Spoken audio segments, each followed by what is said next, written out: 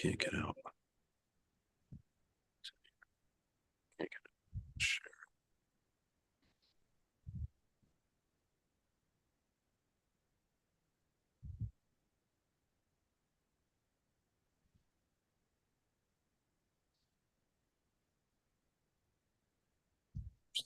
Seem to be.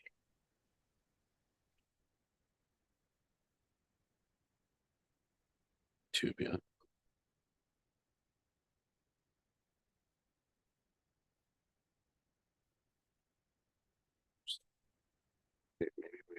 Oh yeah, we are. Okay. We are. Very interesting. I don't understand. So we appear to be out and on. The interesting thing is that I get uh these the browser tells me that, oh, sorry, your browser doesn't support this. And then I go uh to see it, and there it is. Yeah. What does it say? I see. I see. We have the yellow or the amber shield now. Sounds very important. The amber shield. We're at yellow alert.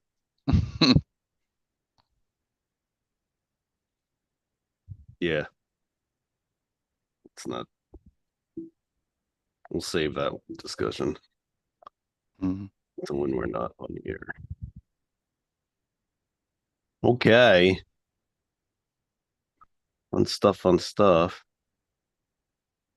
I'm gonna mute now. Out. We got time yet. No, it's not what I meant to do. That's what I meant to do. Okay. Does this work? How does this work? All I can do is share the link. Interesting. I guess I don't have enough followers. That's probably it. Okay, let's see how many groups we get through before we get stopped.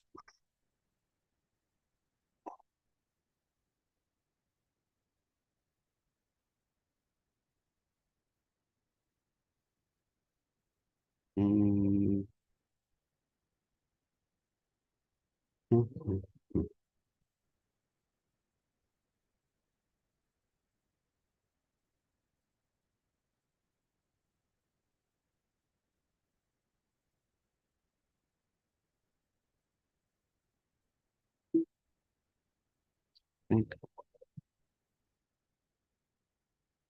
Will get stopped at some point. Just have to see how far we get.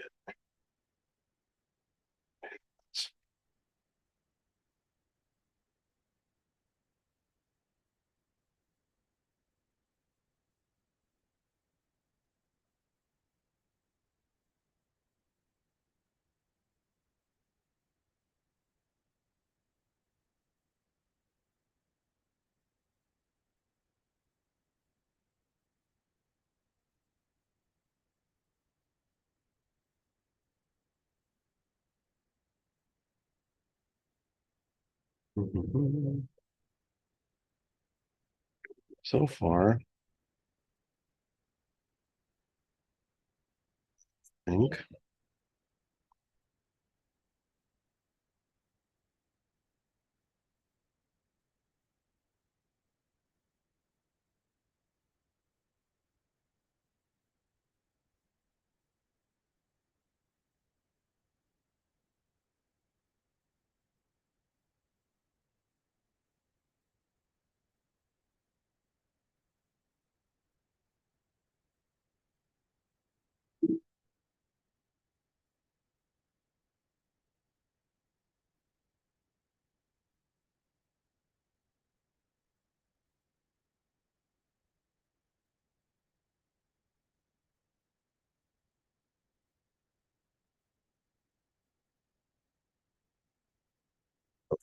Now we're stopped.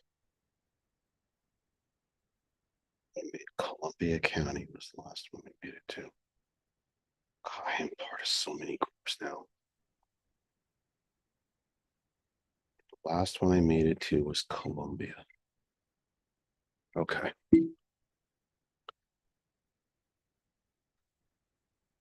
How far did I get? Let's try that one. No. iPad thinking for itself. I made it to 102 before I got stopped.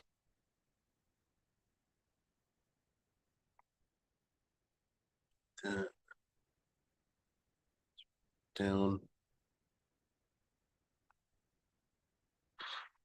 All right, we're under a minute. I got to figure out a way to get to all these things. Stop getting stopped. Gosh, I even offered them money. Open up, no, open up your own radio station, and then people will come to Um, you. well, that's something to think about. What am I doing here? Rename.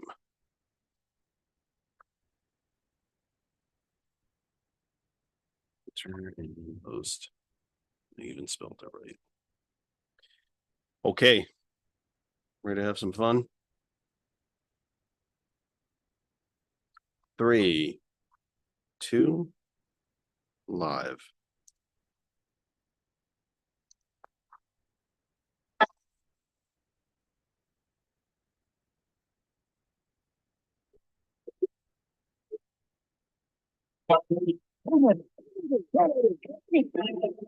Do you want a man for president who's seasoned through and through, but not so doggone seasoned that he won't try something new? A man who's old enough to know enough to do. It's up to you, it's up to you, it's strictly up to you.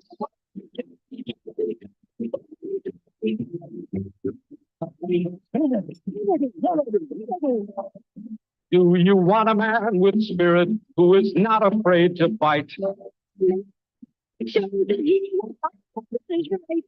A loyal man who brings a job a fresh new point of view. Well, it's up to you, it's up to you, it's strictly up to you.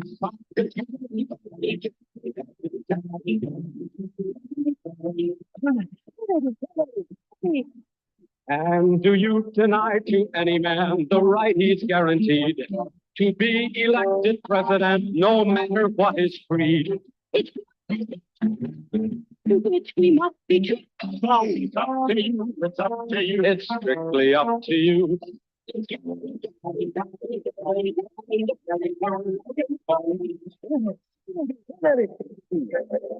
Do you like a man who answers straight, a man who's always fair? We'll measure him against the others, and when you compare, you cast your vote for Kennedy and the change that's overdue. So it's up to you, it's up to you, it's strictly up to you.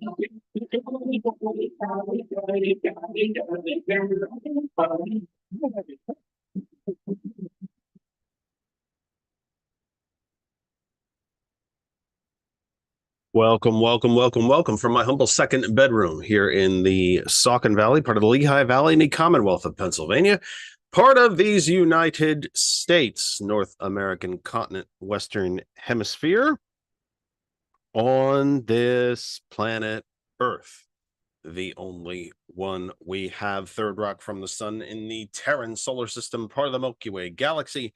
This is the Kennedy Effect, live with you for the 14th of April, 2024, and a gorgeous, like properly gorgeous day here in the Lehigh Valley. It literally feels like summer. Gorgeous day. Always happy to be here with you, of course. I don't think you can do something like this if you hate it, but it would be nice to be outside. I hope you're all outside. I hope you're listening outside. I hope you have taken whatever device works best for you, and that you're outside and you're listening to,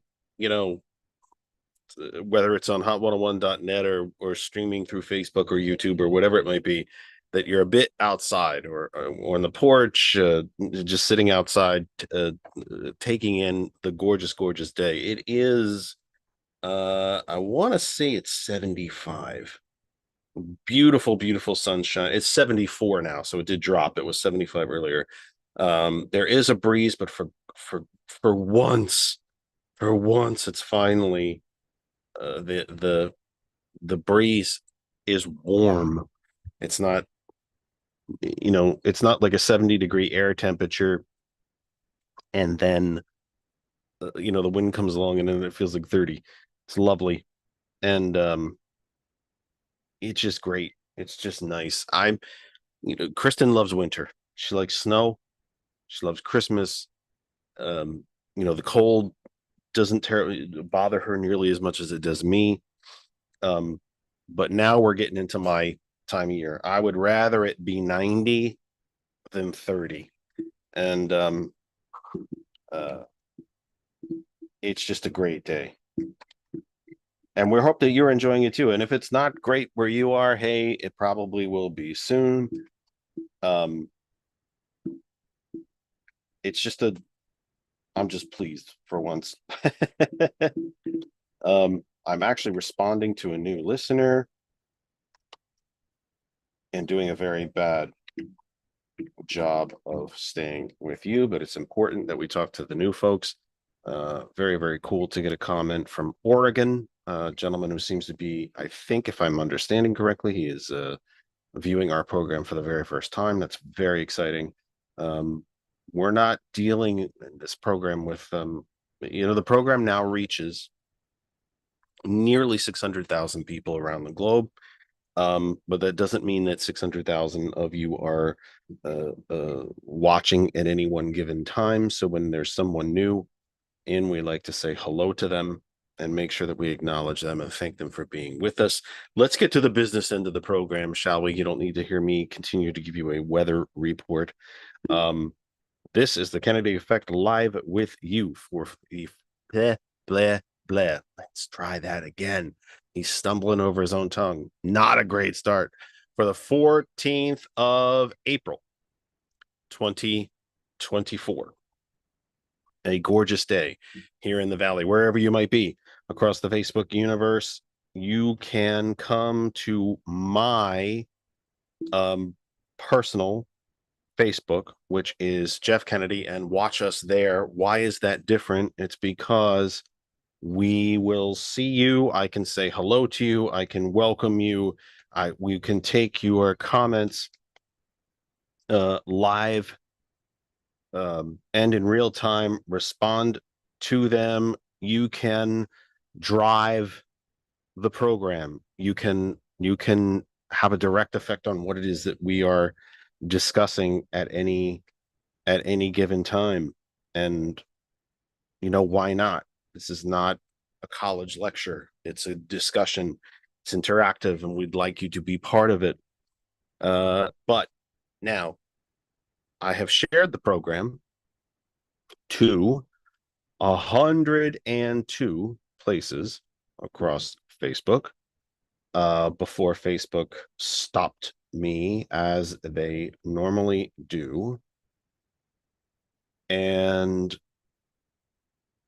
they usually, I was just discussing this with George before we came on live, that and I've been through this with you before. It's kind of boring. It's a little bit in the weeds, but I actually called Facebook once, talked to an actual human being, and offered them money. Like, let me give you my money. What do you want from me to stop me from being blocked? And the person on the other end just had no answers. So I assume that this is an algorithm kind of thing, an AI kind of thing, and they're just stopping me because they think it's spam and all that, except that I generally have permission to send, I'm a member of all these different groups, but we got 102 in before we were stopped today. After the 7 o'clock hour, we should be able to finish that list. But wherever you are on Facebook, the bottom line is thank you for groups, large, small, public, private, local, regional, statewide, national, international, whatever it might be. It is kind of you. And I mean that in the most sincere way, kind of you to allow us to be part of your piece of Facebook. And I know that everything that you do on Facebook, they own it. But I think when these groups set up pages and so on, whether they are Democratic committee groups, internet radio listening groups, internet radio promotional groups, Stop Moms for Liberty groups, we want change groups, whatever it might be, if you're kind enough to allow us, it means everything to us. We deal with we deal with our listeners individually. We reach 600,000 folks, but we take you all as individuals. And whenever you allow us into your piece of Facebook, and I do believe still that it's your piece of Facebook, it means a lot to us. We couldn't do it without you. Thank you, thank you, thank you. So we've shared to 102 places so far. However, and you can stay there and watch, and it's great. Stay there, stay there, stay there. I will do everything I can to keep up with your comments and questions from all of the other places that we have shared the program. If you would like to come to my personal Facebook and interact with me more immediately, and no, I said that right. I think I said that right. In a more immediate fashion, so to speak, please come to my Facebook. It's right there in the bottom left-hand corner of the square, Jeff Kennedy, and I will see it. So far this evening, we have hang on, this is not going the way I thought it was going to. So far in the chat, we have said hello to Randall, of course, to Rosemary, who says hello from Schuylkill County, Pennsylvania. And Don is here with us as well. We thank you all for being there. Again, stay where you are. You can watch. I'll do my best to keep up with your comments and questions if you should have any, or you can come over to my Facebook, Jeff Kennedy, and throw in your comments and questions. And again, it's super important to me that you do that, not just because it shows me that you're listening and paying attention, but because I feel like we've regressed back a bit into more of a lecture by me. I'm not here to lecture you. I'm not smarter than anybody. I'm not better than anybody. I have opinions. I might be more studied on certain issues than perhaps you are. You're more studied on things out there on certain aspects than I am, and that's the balance that makes a strong and productive society. But I'm not here to lecture at you. I'm not any better or smarter than any of you. So come on, give me your questions, give me your comments, agree with me, disagree with me, whatever it might be. You make a better program when you're here. You make an even better program when you take part. Hot101.net, our name is our web address, hot101.net. We continue to get more and more listeners from hot101.net. You all should be taking part in the program as well. So if you're listening to just the audio part of the program, you don't see the video, you don't see the phone number on the screen, any of that. We will give the phone number out later in the program. When you hear it, you can call us and be part of the program as well. I have never had a caller from 101, even though I know the numbers of the people that are listening. No one has ever called me strictly by listening to Hot 101. Maybe tonight will be the first. If you don't know how to listen to hot101.net, you have not been listening to me. It's very, very simple. Hot101.net. Type that into your browser. It will come up and boom, you're listening. Period, period, period. End of story. Nice and simple. Hot101.net. Page opens and you are listening. No registration, no credit card imprint, no firstborn, no DNA sample, no retina scan, no I wonder if George is getting the retina scan reference. No, nothing like that. No voice ID, no computer code, no self-destruct code, none of that stuff. You are listening. Same thing for the applications, the apps for hot101.net, Apple App Store for Apple devices, Google Play Store for the Android operating system, and the TuneIn radio app, which is an app which works on all sorts of devices that are not Apple and Android. They are free apps. You can the Apple app and Android app, you tap it, it opens, and you're listening. Again, no registration, no payment, no credit card, no login, no Give us your firstborn. No credit card details, none of that stuff. You tap it, you open it, listen. Tune in radio app, go up to the search bar, type in hot101.net. And of course, the ultimate, you can tell your Alexa to play hot101.net 24 hours a day, 7 days a week, anywhere below, on, or above Earth. As long as you can connect to the internet, you can listen to us and all the other talented people on hot101.net any time of the day, anywhere around the globe. Also part of the TCP Media Group. We continue to be part of the TCP family, and it continues to mean everything in the world to us. We deeply appreciate being part of the TCP family. A very important news and information site that continues to run out of the Lancaster area. You should check it out. It's a great page still. Stick with it. It's awesome. Great information, great local information, great information, thought-provoking information. Actually, you see some of the articles that they post and the discussions that come from it. Stay there. Check them out. So that's it for the business end of the program. We will open up the phone lines later in the program. We might even open them up in this first hour. We do have a guest coming tonight. We have not had a guest for, oh goodness, George, when was the last time we had a guest? Maybe in February. I'm thinking sometime in February. You have any idea? The summer of 1980. No. Yeah. Let's see. Last We time we know had that the program started in 1947 on the Dumont network. But anybody gonna get that one? Comment if you got that one. But yeah, in the roughly 70 years that we've been doing this, no, I don't think we've actually had a proper guest since February. I think it's been, I think it was February, January or February. But we do have a guest today, my political little brother, Connor O'Hanlon, who just doesn't do enough with his life, chair of the Doylestown Area Democratic Committee, CPA, candidate for office, and now has written a book, because I just wish that he wouldn't be so lazy, and I wish he'd do something with his life, and as if he's not doing enough, writing a book. So we'll be talking to him when he joins us. We think that's going to be right around the top of the hour, around 7 p.m. He's actually at an event right now, but he will be with us right around 7. Could be a little bit after. Not a problem. We'll get through it. But we do actually have a guest. I want to, of course, you heard the dulcet tones of our senior executive technical producer, George Dare, who is here. Always a better program when George is part of it. I always feel a lot more relaxed when he's here. And how are you, sir? It's been well, it's been a week, but I don't think I've gone to you in the beginning of the program for a while. So welcome. Thank you for being here. How are you? How is everything going? Anything on your mind that you might want to get out as we start the program? No, I have nothing on my mind. I have nothing in my mind, and I have nothing on my mind. So no. You are always on my mind. I'm the silent partner. Anyone? Anybody? Bueller? Yeah, it's we're well done. You got. I know you have things in your mind. Well, we're doing a lot of stuff behind the scenes, but yeah. Right.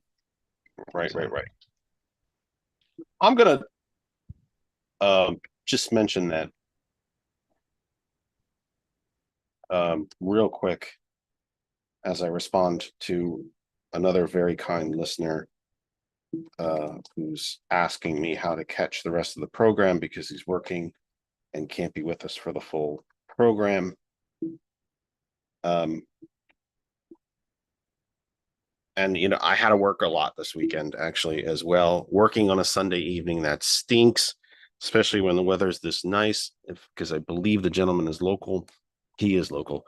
It stinks that you have to work, Don. Sorry about that. You can always let me remind all of you as well, if you ever miss any of the program, and look, 3 live hours on a Sunday evening, which is traditional family time. Again, when the weather's this nice, so many people out in the streets today, really was, I think, a chance for people to kind of bust out and break out, get a breath of fresh air, wear shorts and t-shirts, which was refreshing. I get it. Listenership always dips a little bit in the summer, and it's perfectly understandable. But to have to work, that stinks, Don. We're sorry. It stinks for you.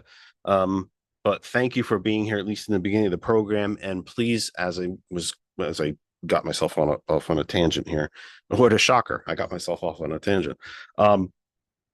If you ever miss any of our program, because again, 3 hours, a lot of time, you can always go to our YouTube channel, which is also called That Other Side of Information, same as the Facebook group. And all of our programs are there. In fact, I am live there right now. We're live in both places. So you can always find us at YouTube. Those are largely recorded. I'm live right now, but as soon as we're done for tonight, it stays there. Recorded version is right there. YouTube's a great place to catch up on the program if you miss any of it, because you can listen to it in smaller pieces. You may not have 3 hours to sit and listen to the entire thing all the way through, but you can take it 15, 20 minutes, half hour at a time. YouTube's the best place to catch up with us if you should ever happen to miss any of the program live or miss the entire program or however it might go. YouTube.com/that other side of information. Let me get into a couple things. George and I will have an announcement coming probably within the next few weeks about a dramatic expansion of the program and a new opportunity for us.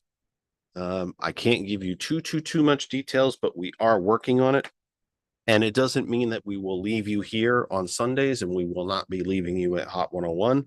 But we are looking at doing some other things with the program, more programs, different days, all kinds of cool stuff. Stay tuned with us. That's just a little teaser out there, a little appetizer for you. I can't quite give you the whole meal quite yet, but a little appetizer there for you that bigger things are coming. I shouldn't say that. I think that's a wrong way to say it. Not bigger things, but different things, new opportunities.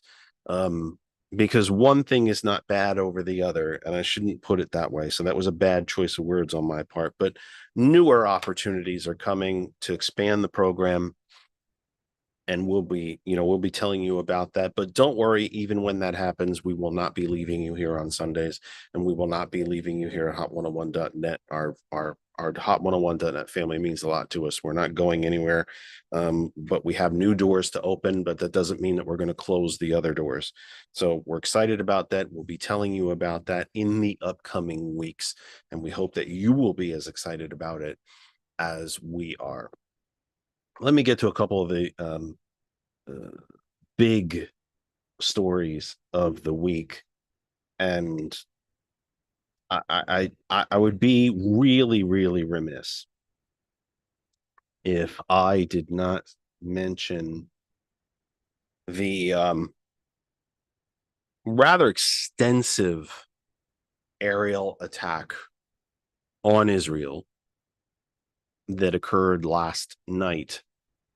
Because remember, the Israelis are that area of the globe, I think, is 9 or 10 hours ahead of us. I want to say that that's right. I might be wrong about that. We'll look that up very quickly, but I think they're a +8 for us.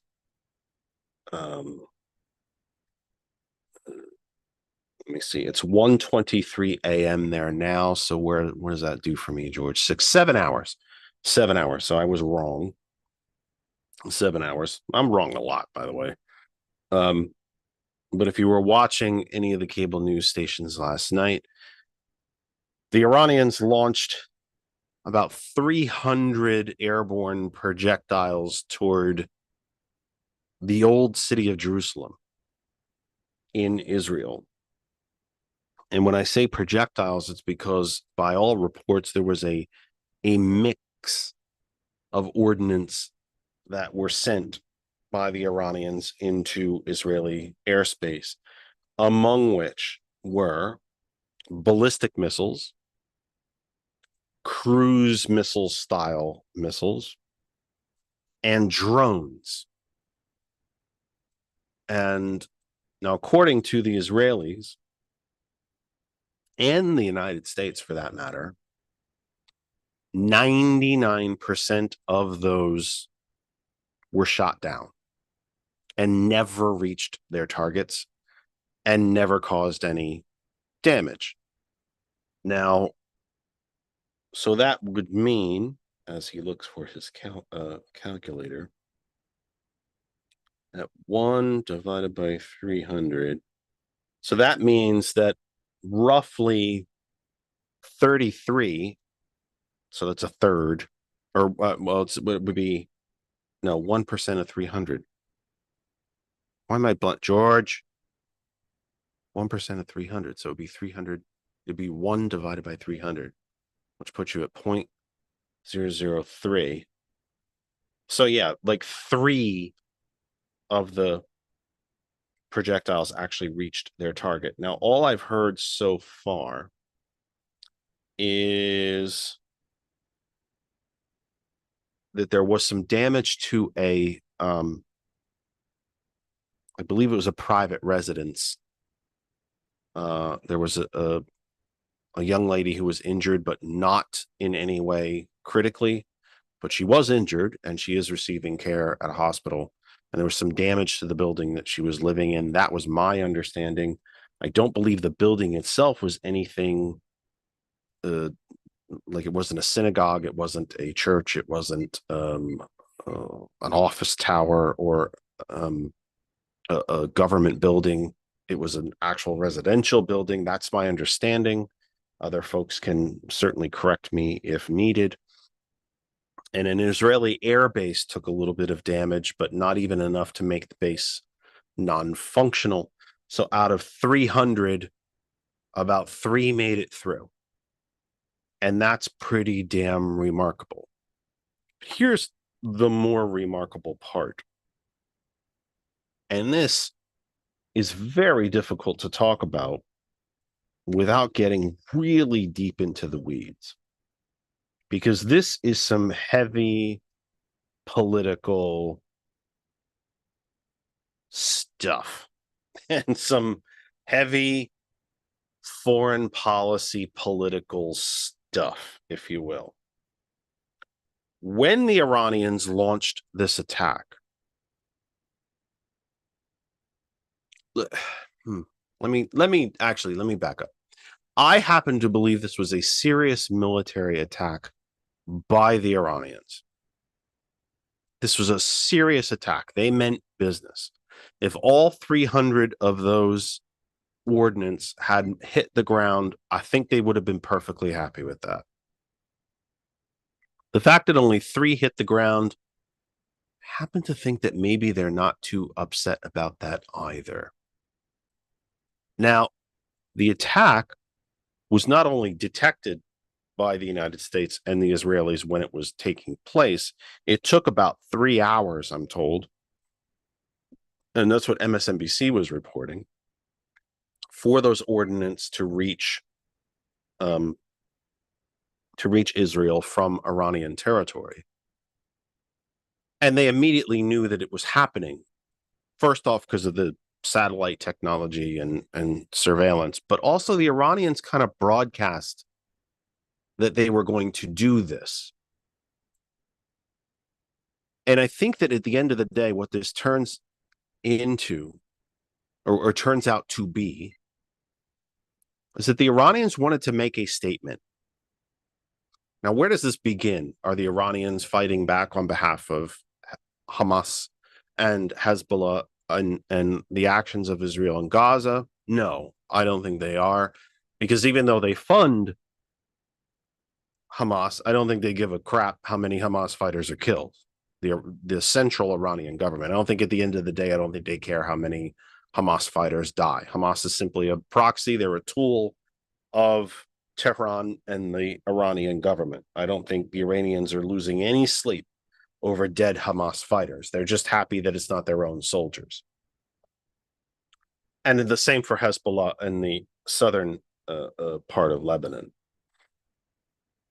The Israelis carried out an airstrike inside Syrian territory, in Syrian airspace, and killed a very prominent Iranian official. And the Iranians are not terribly happy about that. And they promised to retaliate. Well, the U.S. government made quite a statement last night, tried to be very clear that the Iranian response, I'm never 100% sure which way to pronounce it. It's kind of like Nevada and Nevada, but tomato. That said, the U.S. government made a very, very kind of energetic point of it last night to mention that the Iranian response was quote unquote disproportionate. Perhaps, but what I think kind of lessened the proportionality of it is that the Iranians basically broadcast to the Israelis and the Americans ahead of time, we've launched this attack, wink, wink, wink. Hey, we launched this big attack as retribution, as retaliation for the Israeli actions in Syria. Hey, everybody, we launched this attack. And it gave the Israelis plenty of time to prepare the Iron Dome defenses.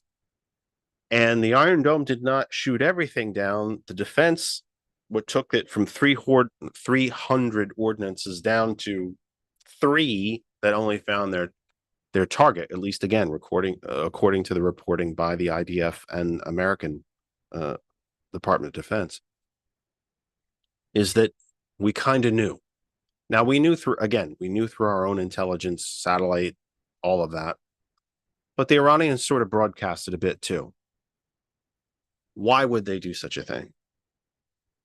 Well, they wanted to put an international face and voice out to say, we are going to retaliate against this. They had to. They put themselves in a position where they could not allow one of their officials to be assassinated, essentially, and then not do anything about it. They had to do it. They had to retaliate. But I think the retaliation in and of itself wasn't entirely serious. Would they have been perfectly happy to destroy all of the Jewish sections, he tried to say, of Jerusalem? I think they would have been perfectly fine with that. But I think they were also perfectly fine to give the Israelis and the Americans and the Jordanians helped as well to shoot these ordinances down, because of course they had to fly over Jordan's airspace to get to Israel. I think the Iranians were just as happy to say, hey, by the way, gang, we're launching all this. Watch out. Here we come. So the Iranians get to say, we retaliated. We did not let this assassination go unpunished. At the same time, giving the Israelis plenty of notice to be able to protect civilians. Because the drones, cruise missiles, the ballistic missiles apparently were not smart weapons. They were just, once they got to a certain coordinates, boom, wherever they landed, they landed. That's my understanding of it, that they were not precision guided, smart, quote unquote, smart weapons. So I think they would have been perfectly happy had they done more damage, but I think at the end of the day, they didn't want to do a tremendous amount of damage. They needed to show the international community that such I have to say, it's really an act of war by Israel to incur into Syrian space. You could easily make a case it's an act of war against the Syrians as well. That the Iranians had to do something. But at the end of the day, I don't think they had to launch something, but they didn't necessarily, it didn't have to be successful for the point to be made that we're just not going to allow this. And remember that after they if you haven't seen any of this, you know, there's probably dozens, scores of articles about it just since last night. Very easy story to catch up on. That once they announced the retaliatory strike, they immediately, in the same statement, said, we consider this matter now closed. The Israelis did what they did. We are retaliating. We consider this to be done and dusted now. That's an extremely important point. What it says is that the Iranians, they did their retribution. I shouldn't say retribution. They did their retaliation. The rest of the world said, okay. They got pushed and they fought back, but then said, okay, done. One for one, eye for an eye, all done. All done. Because why is that so important? Because we could easily make the case that the retaliation by Iran is a dramatic escalation of tensions in the region. That's a very, very easy case to make. But what the Iranians did was escalate and diffuse all in the same action by saying publicly, we are going to retaliate for what we consider this to be an act of war and a war crime and a crime against international law. But we're stopping right there. The Iranians did not mass 2 million troops march through Jordan into Israeli territory. They did not send fighter planes. They did not. The Iranians do have a navy, but they didn't swing them around to the Mediterranean to attack Israel from the Mediterranean Sea. They made a very clear statement that we're going to retaliate for this because we have to. And within the Arab world, they had to as well. But we're not going any further. So while this was an escalation, it is not the kind of escalation that I think everybody was afraid of. That it was going to end. That it was going to end in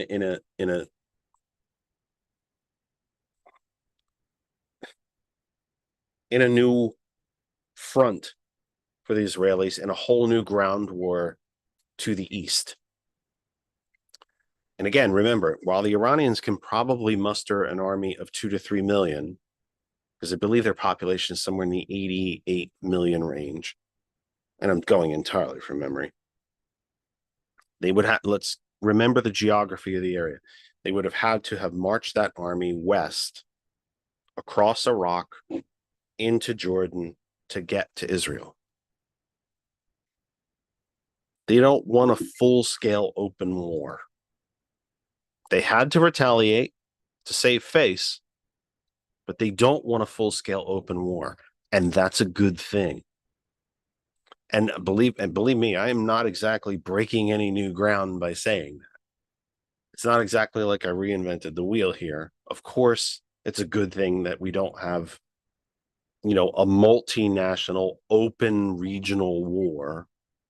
No kidding, that's a good thing. But I do think the Iranians, I don't want to necessarily say they deserve credit for some restraint because they did retaliate. But they do somehow deserve a little credit. They could have really gone to DEFCON 5 and just launched everything they had at the Israelis. They could have moved their navy. They could have launched bombers. They could have massed the troops and started moving them across other nations. Would the Iraqi army actually have stopped the Iranians from marching toward Israel? I doubt it. Would the Jordanian army have stopped the Iranians at the border? Possibly, but once shots started firing, did they really want to open up a ground war against the Iranians? I tend to doubt it.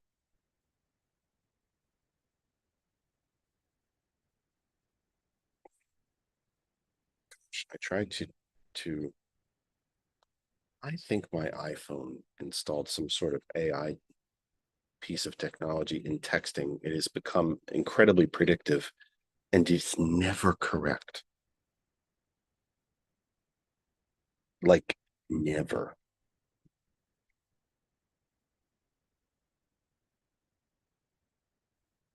So that's kind of a synopsis of last night.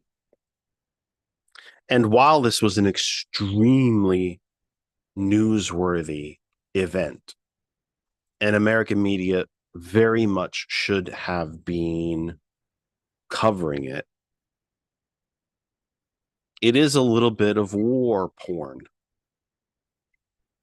which is a extremely evocative and arguably provocative term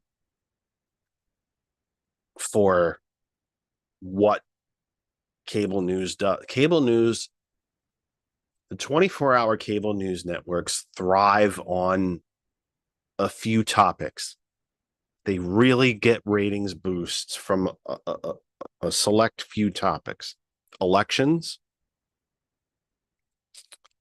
certain high profile murder cases, missing children, political sex scandals, Hollywood sex scandals. How much time did they spend on the shooting, on the accidental, what appears to be an accidental shooting? There's trials, of course, happening about it now. People could be convicted, and it'll go from an alleged crime to an actual crime, or it'll be declared an accident.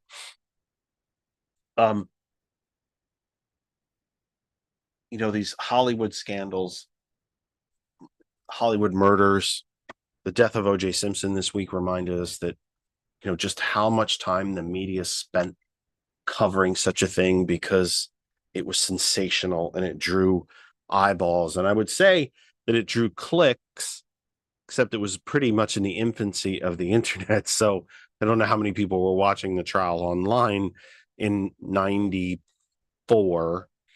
But it kind of was in the infancy of the internet. But it drew clicks to articles. But cable news runs on a few things that draw people to view it, whether they are viewing on devices or on traditional televisions, and war is one of them. So do I think that the executives of these channels want war, that they're actively rooting for war? I'd like to think not, and I doubt it, highly doubt it. But when a shooting war breaks out, they're there, especially in countries that we care about. Now, there's shooting wars all across Africa right now, but you don't know much about that because the nations involved are generally poor. They're overwhelmingly black. Hello, Africa. So we don't cover it. The BBC covers it, but American media doesn't because Americans, generally speaking, don't care. Now, there's a significant population in the United States that is of Jewish heritage. So they care. So many who have family in Israel, either family that they left behind when they came to the States or family that moved back from the States to Israel after the war, World War II. So we have a deep connection to Israel, not just militarily, not just diplomatically, but very, very personally. There are American expatriates all over Israel. They make up a good portion, a measurable, sizable portion of the population. We have a connection to Israel.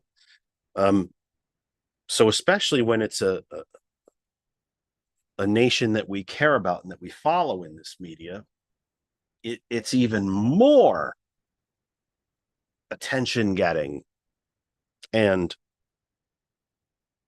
clickable and important for these cable news stations to bring people and bring eyes to their channels. Now, I happen to think that this is certainly something that should have been covered last night.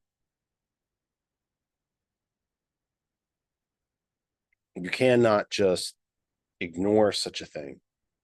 It's a proper news event when one nation attacks another so openly, so brazenly, and with a significant amount of assets being used up. That's, the Iranians have to replenish that now. They're going to have to build more missiles to replace the ones they used last night. The 200, supposedly, of the 300 overall munitions used were drones. They have to build more drones.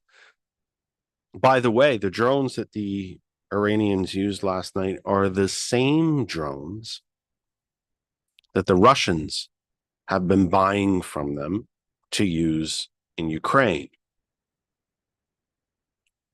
And this is yet another. Now, I think the media, generally speaking, did a pretty good job of tying the two things together. I think the American media has not forgotten about the war in Ukraine. I happen to think a lot of Americans may have. And it's a very important point to know that if you were watching the news last night and this morning, and if you are incensed, angered, bothered, worried, trepidatious by this attack by Iran on Israel, it's exceptionally important to know that the very same drones used last night are the same drones that Iran is giving to and selling to Russia to use in Ukraine. These things are tied together. The Russians and the Iranians are allies in this battle. If the Iranians were to launch a full-scale ground war in the Middle East against Israel, would Russian troops back them up? I have no idea. Russian troops are pretty busy right now. But what it does show, but let me back up one step. What we do know is that those drones are the same drones. Drones that Russia is using in Ukraine are the drones that the Iranians built and used last night on Israel. So it is an important story. But is it the complete escalation? Is it the full was it the full are we heading toward the full scale regional ground World War II ground style war throughout the Middle East that we've all been worried about? I would happen to say no, because the Iranians made it clear, you did this to us. We happen to believe that it is a violation of international law and an act of war. We are retaliating, or have at this point now retaliated, and we're done. All done. It's not a small thing. Really isn't. It's not a small thing. But I also don't think that it's going to be, that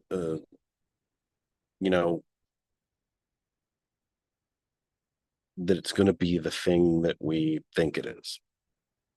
I don't think this is the beginning of that full-scale ground war. I think the Iranians were very, very careful to say, hey, we're retaliating. Look at us. We're fighting back. But after we're done, we consider this to be done. So It's good stuff. I mean, it's not pleasant. And when I say it's good stuff, I'm not happy to see it. You know, we're humans are really, really good at war.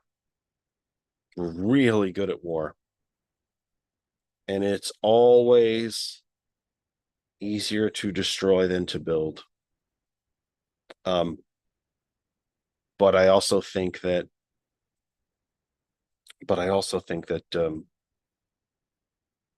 it's not going to turn into a huge regional conflagration that we were worried about at the beginning, following October 7th. I believe that we've avoided that again for now. Yesterday, the ex-president was not too far from us here at the Kennedy Effect. It was a Trump rally in Schnecksville, Pennsylvania.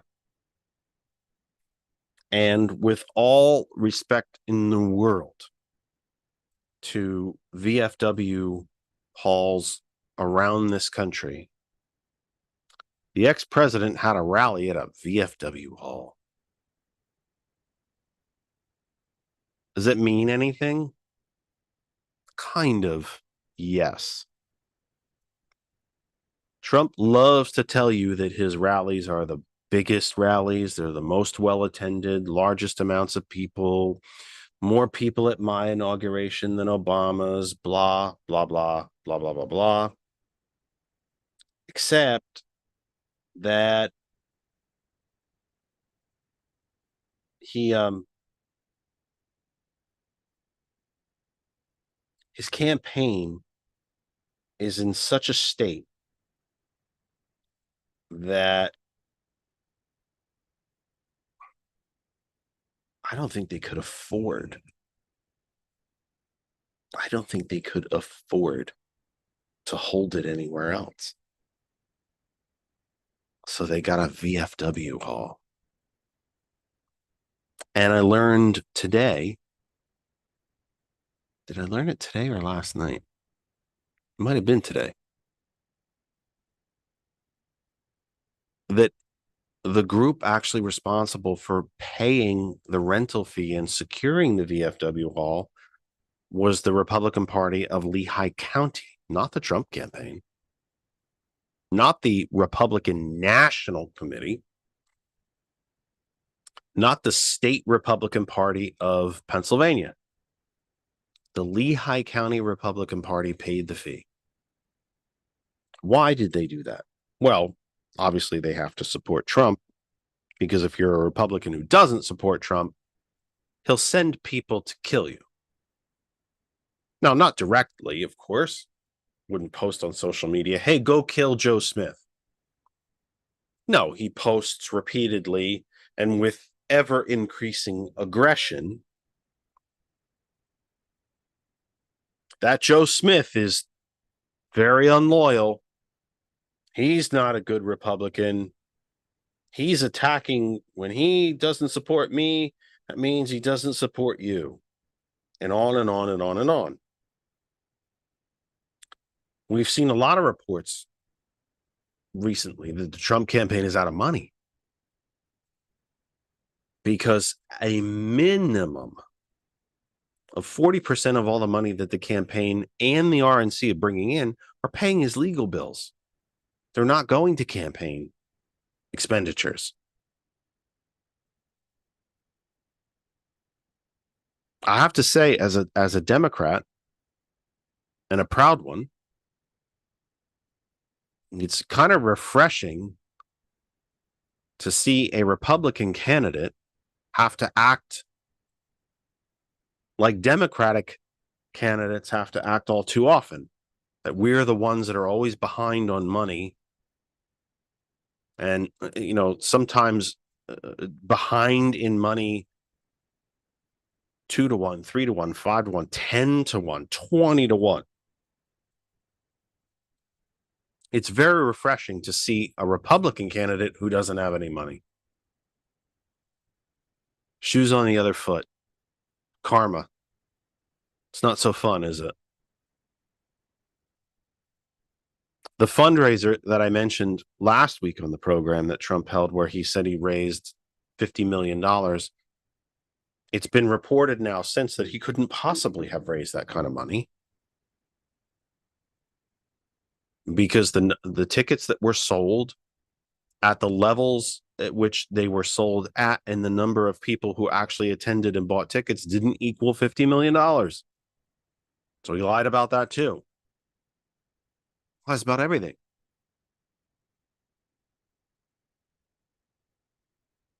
So please keep in mind, folks, I'm certainly not here to defend Republicans. There's still a few decent ones out there, but not nearly enough of them.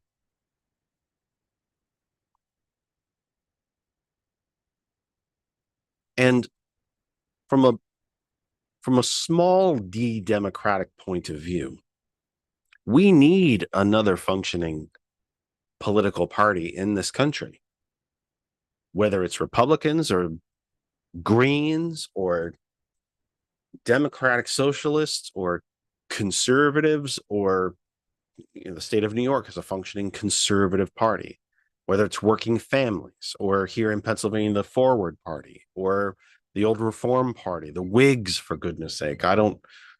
Whatever. Democracy demands two functioning political parties. But that's, at this point in history, we don't have that.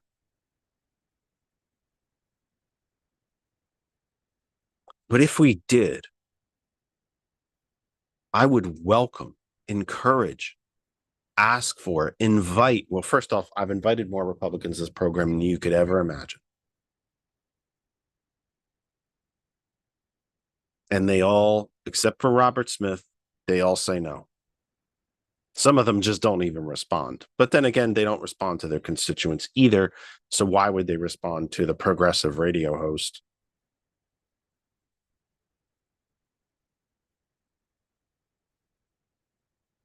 But the point I'm trying to get to, and doing it badly probably,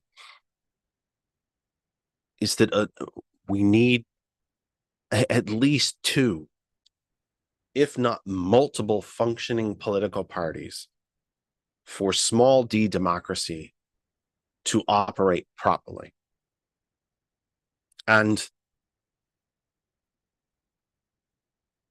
it's not a good thing for the United States when there isn't two functioning political parties, because there's only one right now. And if Mr. Trump was even as twisted and sick as a Ted Cruz, Rick Scott, Josh Hawley, Marco Rubio, we could still, at least in part, have policy-based discussions. Rick Scott introduced legislation to sunset, quote unquote, sunset Social Security, meaning that after, when the money runs, or no, I think he had put a 10-year time limit on it, that the program would be shut down and defunded. Ted Cruz has talked about privatizing it. So has Marco Rubio. These are policy discussions, and discussions that Democrats are perfectly willing to have, and discuss policy discussions that we do not fear having. But when it comes to Trump, you can't even have those discussions because everything that comes out of his face is a lie. Everything. He began to lie this week about his position on abortion following the court case in Arizona. He's running around the country to his supporters, I would call them followers, because support almost kind of denotes some sort of exchange or some sort of,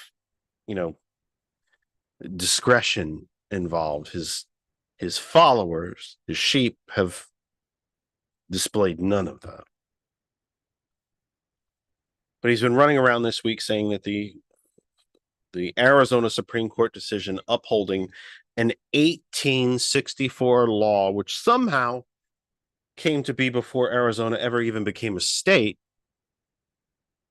but apparently they had some sort of territorial legislature that passed this ridiculous thing, that abortion was illegal in 1864. They also have a law still on the books that every able-bodied man in the state of Arizona, and then of course the territory, must own a firearm and be ready to be called up at a moment's notice to either defend the Arizona border, track down escaped slaves, or help return a neighbor's livestock back to their ranch. That's still law in Arizona. I'm kind of thinking not every able-bodied man has registered for that service or has a firearm. And if they do have a firearm, God bless them. It's a Second Amendment. I hope they're keeping it safe so that their kids can't find it and kill themselves, as we just saw in our area this week.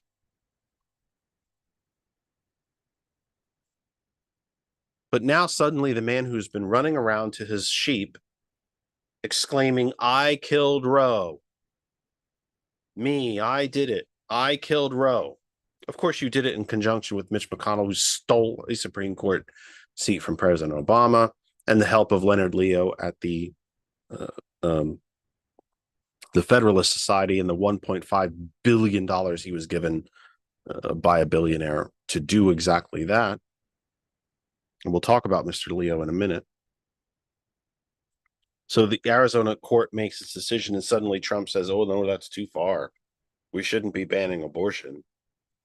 When he had just a few days earlier said, "Yep, that's me. I killed Roe."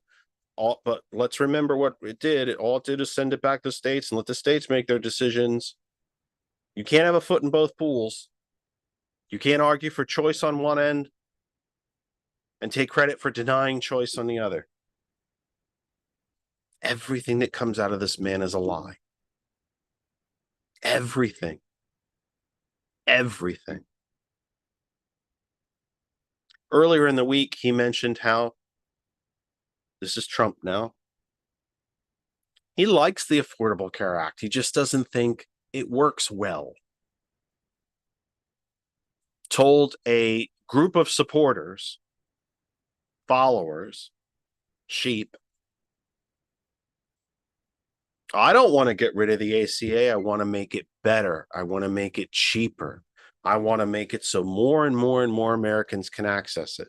He's been on record over 1,000 times saying that he wanted the ACA repealed with no replacement. It's a digital age, folks.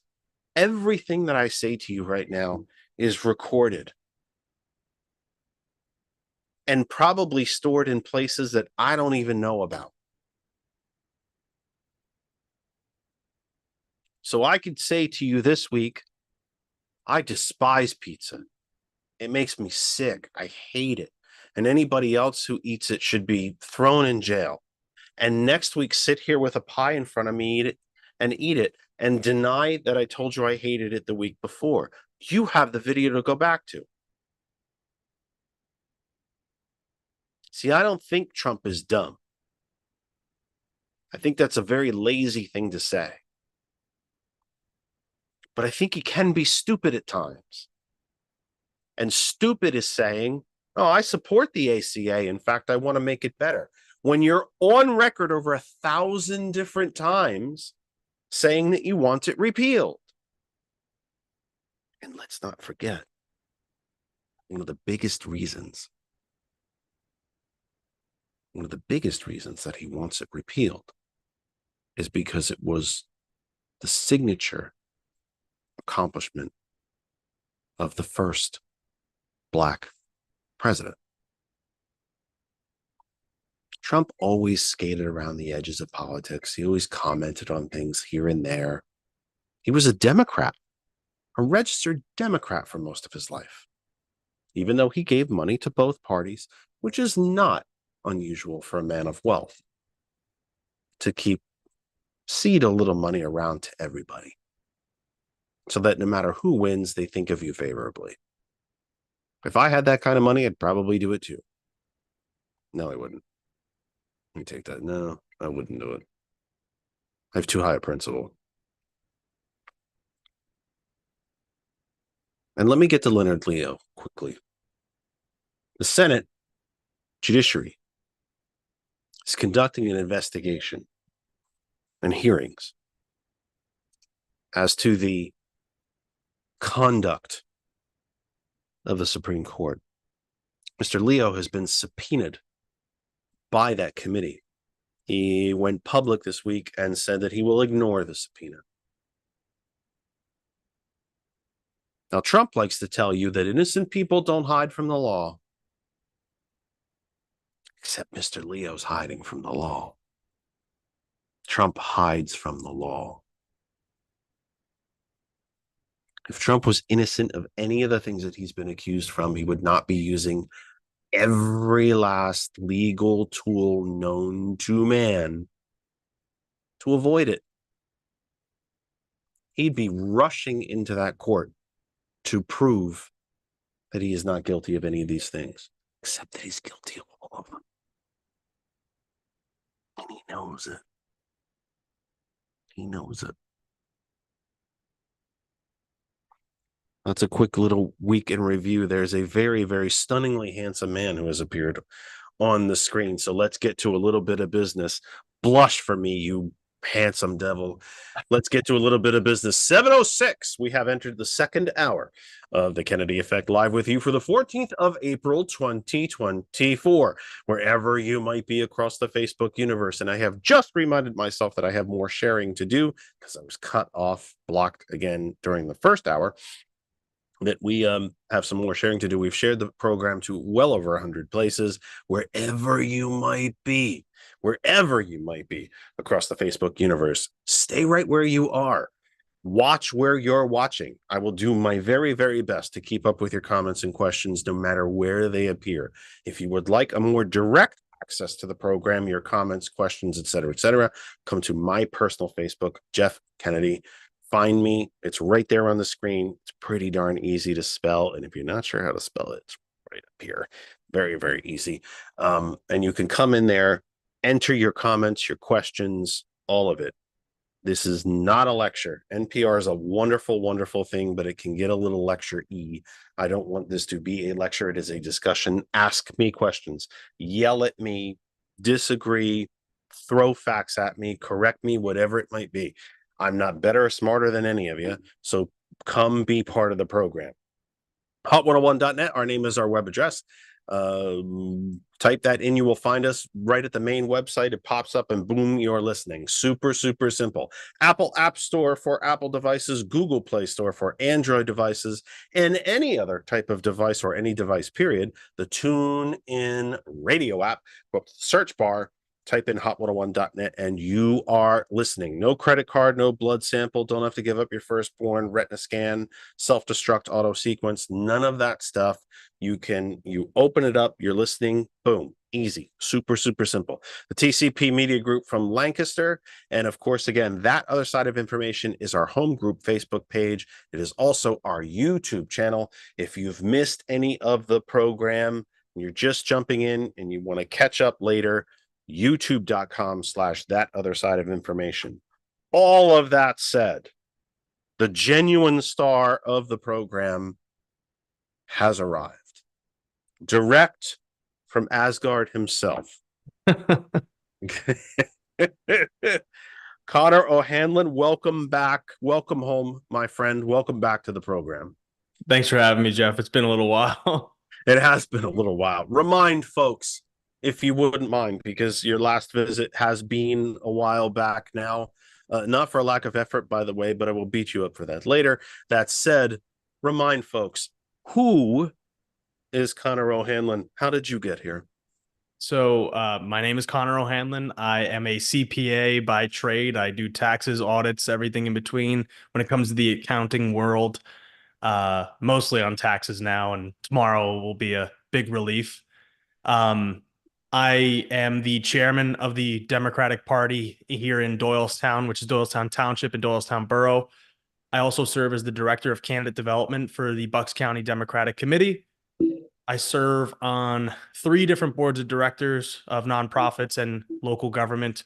And I finished grad school. I'm getting my master's in public administration at the Fells Institute of Government at the University of Pennsylvania.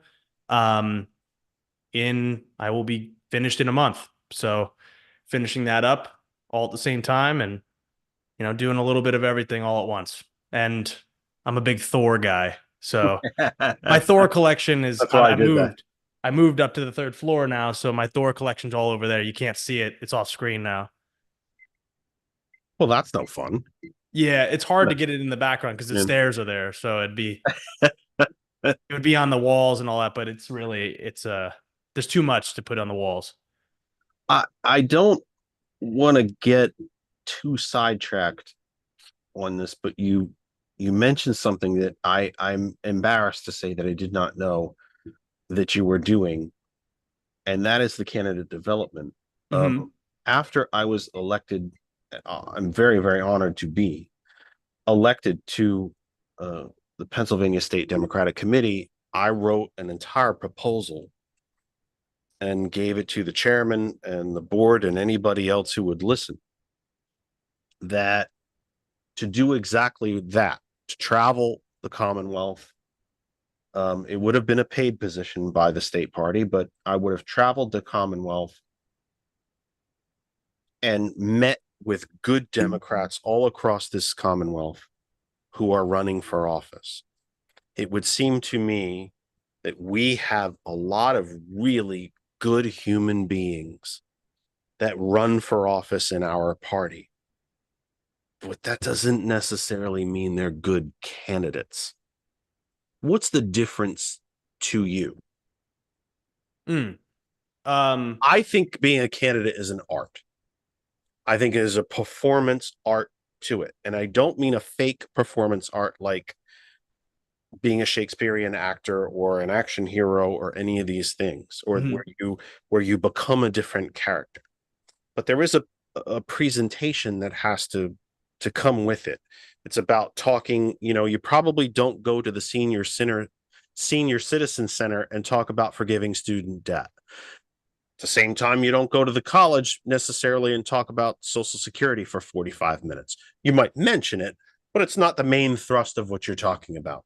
You don't go to the Sierra Club and talk about how you don't mind that pipeline that might be running under the river, that kind of thing, right? It's about being smart, presentation, how to dress, body posture, vocal presentation, when to talk a little bit louder and when to draw it back down, to draw the audience back in. The art of speaking.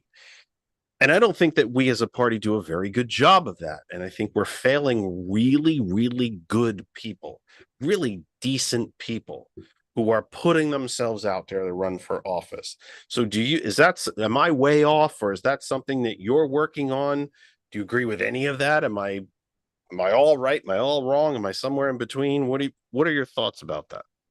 I agree with most of what you're saying. There's an asterisk with it because I think what makes a great candidate great is a genuine nature. I think like genuinely caring about policy, the people that they serve, of course, which I think you would agree with. Um, Being a good person, being somebody that cares and they're part of their community, that's the baseline. And then what you're talking about is the polish. You're talking about the actual functionality of being a good candidate. The presentation is definitely a part of it, of course, and like developing the skills to give a speech, to go canvassing, to do all these things that you know who you're talking to, being aware. Like awareness and empathy are both, I would say, the two key components of being a good candidate. And can I say one other thing? And I forgot to mention this in my introduction, of course, and we'll talk about it. But my My debut book is coming out in the fall. I'm I forgot to getting to mention the that. book. You Yeah, just mentioned it. I know. You mentioned the other thing, and it blew up in my head. I didn't want to. I'm not talking about teaching people to be fake. I'm talking about how do you oh project yeah, genuineness? How do you project the core beliefs that you have as a candidate? How do you not? Sometimes very, very simple things like, I'm running for XYZ, but gosh, I hate speaking in public. Well, then you might be in the wrong business. yeah, I mean, or how to relax yourself to speak in public, how to be more not confrontational. Oh, that's wrong. Wow, did I say that wrong? More yeah, conversational is what I meant to say. yeah. Or and by the way, how to absorb that when someone comes up to you and says, "You damn Democrats, you're gonna take my guns," and how to Correct. deflect, how to absorb, how to push back on falsehoods. These are skills. These are not. I'm not talking about somebody who's taken I'm going to use a really ridiculous example, okay, who took, $1 million from the fossil fuel industry and then ran out and say, boy, I love wind. Okay, well, clearly you're full of crap. I'm talking about, look, folks, my Republican opponent's calling me a radical. Is the fact that I want you to be able to see a doctor and be able to actually afford it, is that radical? Mm-hmm. That I want your kids to be able to go to school in a quality building that doesn't have lead and asbestos in it, where the roof isn't leaking, the teachers are paid and happy. Every single child has a book, or maybe that's old fashioned, maybe a tablet, and get a quality education and not take your dollars and give them to these quote unquote educational corporations. Is that radical? Because let's face it, our candidates generally believe in all these things, but they don't always know how to present it or say it. And in my mind, that's what candidate development is all about. Yeah. Taking the good qualities that you already have, taking the core principles and beliefs that you have, and kind of accentuating, maybe polishing. Polishing sounds kind of, but it's the truth, I guess. Yeah. And getting that message out. And it's vitally important, it would seem to me. And we don't do a very good job of it. The fact that you have not just even that, even if there was somebody else in your committee that was doing it, the fact that it's being done in your committee is an extraordinarily wonderful thing to me, in my opinion. Here's the thing, though. Here's the trick, right? You can't help a candidate that doesn't want to be helped. You can't help somebody. So like you that's kind of the conundrum sometimes we find ourselves in, because like I can go and I can say, listen, like I've run for office, I've helped, I've worked on campaigns, I've helped elect. I mean, we flipped Central Bucks School Board in 2023. Now we have an 8-1 majority. Like even though we were frontline national news for the right wing reactionaries that were going on here, I mean, I was a part of that, and I was helping in training those candidates and coaching those candidates. Of course, they do the work. So they have to be willing and able to accept the critique, take it, run with it, do the presentation, do all that stuff. So yeah, there's the balance to it all, of course. And I say polish because sometimes candidates don't have the skill. And it is like you're going to develop the basic of the skill and then you're going to run it as far as you can. And I think it's nothing that can't be taught to me either. Most of it. Yeah, most of it is, but you can't teach someone a sense of empathy. You can teach someone to fake one, but you can't teach just for the sake of it. So that's why, like, I agree with you. And then it's like, here's this other piece that needs to make a good candidate, a great candidate. I mean, you could say like a great candidate has charisma, and you can't teach charisma. No. So like, there's things that you develop people that they do the bread and butter. If you do this, you will most likely win an election or put up a good fight. And I think and honestly, working for campaigns too, like getting involved with the party, working for candidates that are long shots, you can learn a lot about messaging, rhetoric, how to move the needle. And like in areas like, I mean, I'm in Bucks County, like it's certain parts of Bucks County I don't want to call them unwinnable, but they're really hard to win as a Democrat.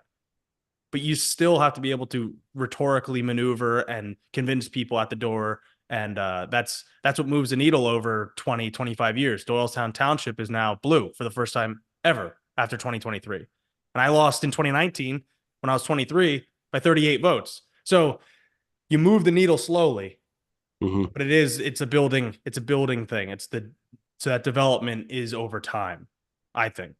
Well, we can come back to this because I don't want to skip the big thing, but I have to say, as we move into the book, it's the primary reason that you're here. Because again, I can only let me just talk to you folks. Connor's not listening right now. The only way I can get him back is he wrote a book. It's like the only way I can get him to come back and see me. He's trying to plot a book between you and I. Anyway, Connor, what I have to say, son, is that I'm very disappointed in you, my political little brother. Let me see. You're a CPA. You're this close to your degree, chair of the Democratic Committee, campaign, volunteer, worker, advisor, candidate development, and you wrote a book. Son, when are you going to get off your ass and do something, for God's sake? I mean, for goodness sake, when are you going to do something with your life? I'm pretty When do lazy. you eat? When do you sleep? I just wake up pretty early, I guess. All right. So the name of the book, very quickly, Building a Greater Society, a Guide to Political Revolution for Millennials and Gen Z. I'm kidding, of course. You do a million different things. It's why we don't talk as much as we should. It's why we don't just sit down and have a pint and break bread as much as we should. Why do this on top of it? Why write the book? Yeah, so the book started the day after I lost my first election back in 2019. So this is almost 5 years in the making. So 4.5 years in the making. It started in a reaction to, you know what? I was 23. Everybody told me I couldn't do it. I tell my story in the book of how I, decided to run for it. But so many people were saying, wait your turn, do this, do that. You're too young, to this. 23, I lost by 38 votes. Sat down and I said, all right, this is what I did. This is the differentiation between my generation and generations prior, the different challenges that we face. And I thought that millennials, especially because I am on the cusp of millennials and Generation Z, so I'm the youngest millennial. I was born in 1996. We don't have a voice still, even though millennials, if you combine millennials and Generation Z, we're the largest voting bloc. We don't have a voice still in Congress. We have a few. We have AOC and we have Maxwell Frost, but they're few and far between. And especially on the state level, this, here in Pennsylvania, there are a few.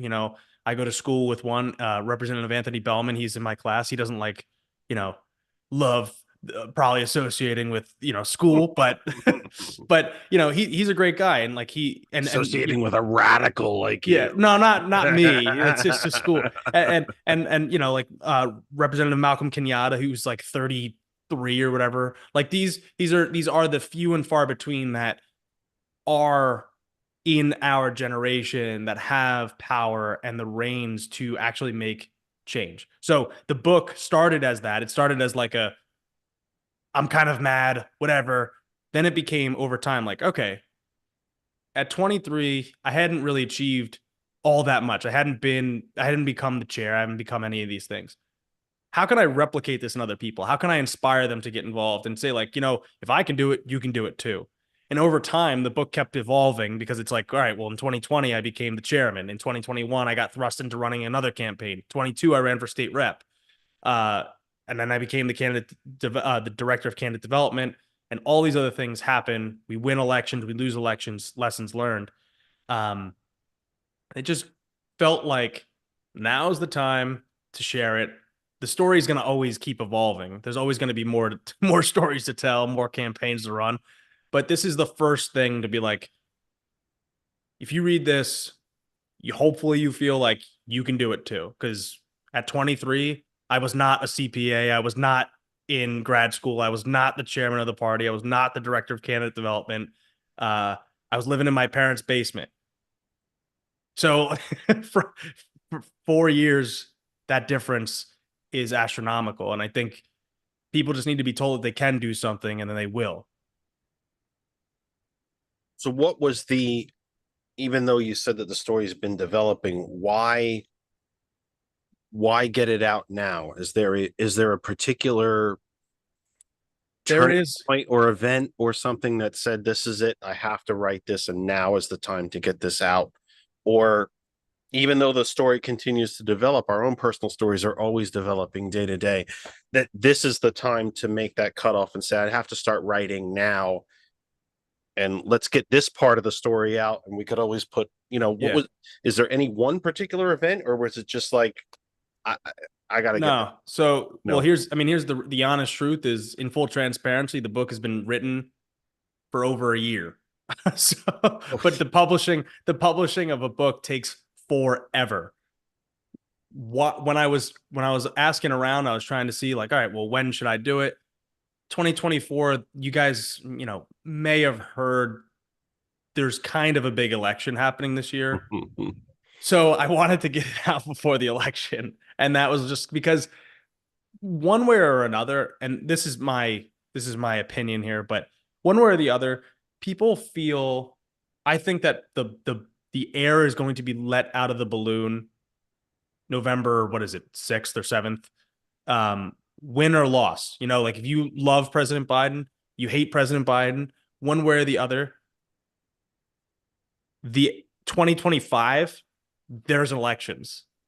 2026, there are elections. And, like, the most important things to me are those local elections. Like, yes, of course, like, electing President Biden again is going to be key. But talking about your school board, township supervisor, all these things, your local governance is so vital. So getting it out before then, when people are paying attention, it's like, hey, like, all right, great. You voted for president. Now what are you doing? Like, are you going to run for office? Are you going to become a committee person? Are you going to join the state committee? Are you going to go canvas? Like, what is next? And that's all the book is. It's just to be like, here's information. Here's, like, you can learn from the history of our country. Here's the issues. Here's what you can do about it. Now, please go do it. and that's really all I'm asking, is to be like, everybody listening here can do at least one part of what I just said. Let me be a little contrarian here for the sake of the discussion. Go for it.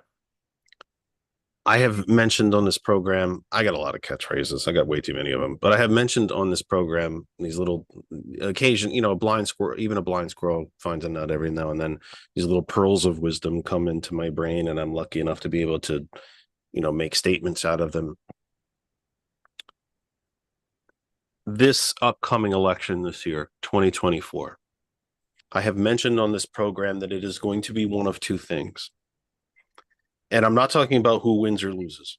I'm actually setting that aside, which is kind of counterintuitive, because what I'm about to say depends on who wins and loses. And I'll also put it somewhat in the form of a question, if I can, if I ever shut up.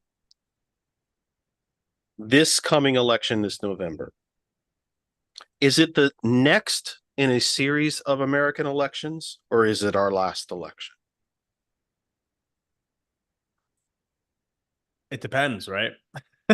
So, because we've spent a lot of time. I think Democrats have spent a lot of time. I think the media has spent a lot of time trying to find, a really cool bumper sticker sort of way to talk about this upcoming election and how important it is. And we hear a lot of elected officials kind of go on this, I know we tell you every election's the most important one, but this really is. Well, you've also been saying that for decades as well. yeah.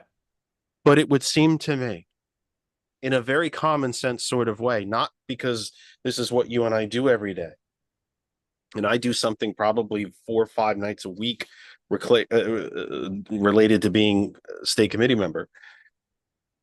This election is either our next one or our last one, period. I think it really is that cut and dry. Do you think I'm right, or is that hyperbolic and a bit over dramatic?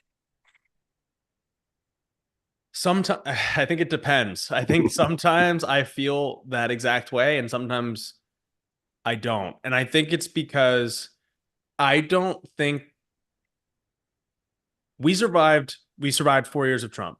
And that does not mean that I want not by much. I completely agree.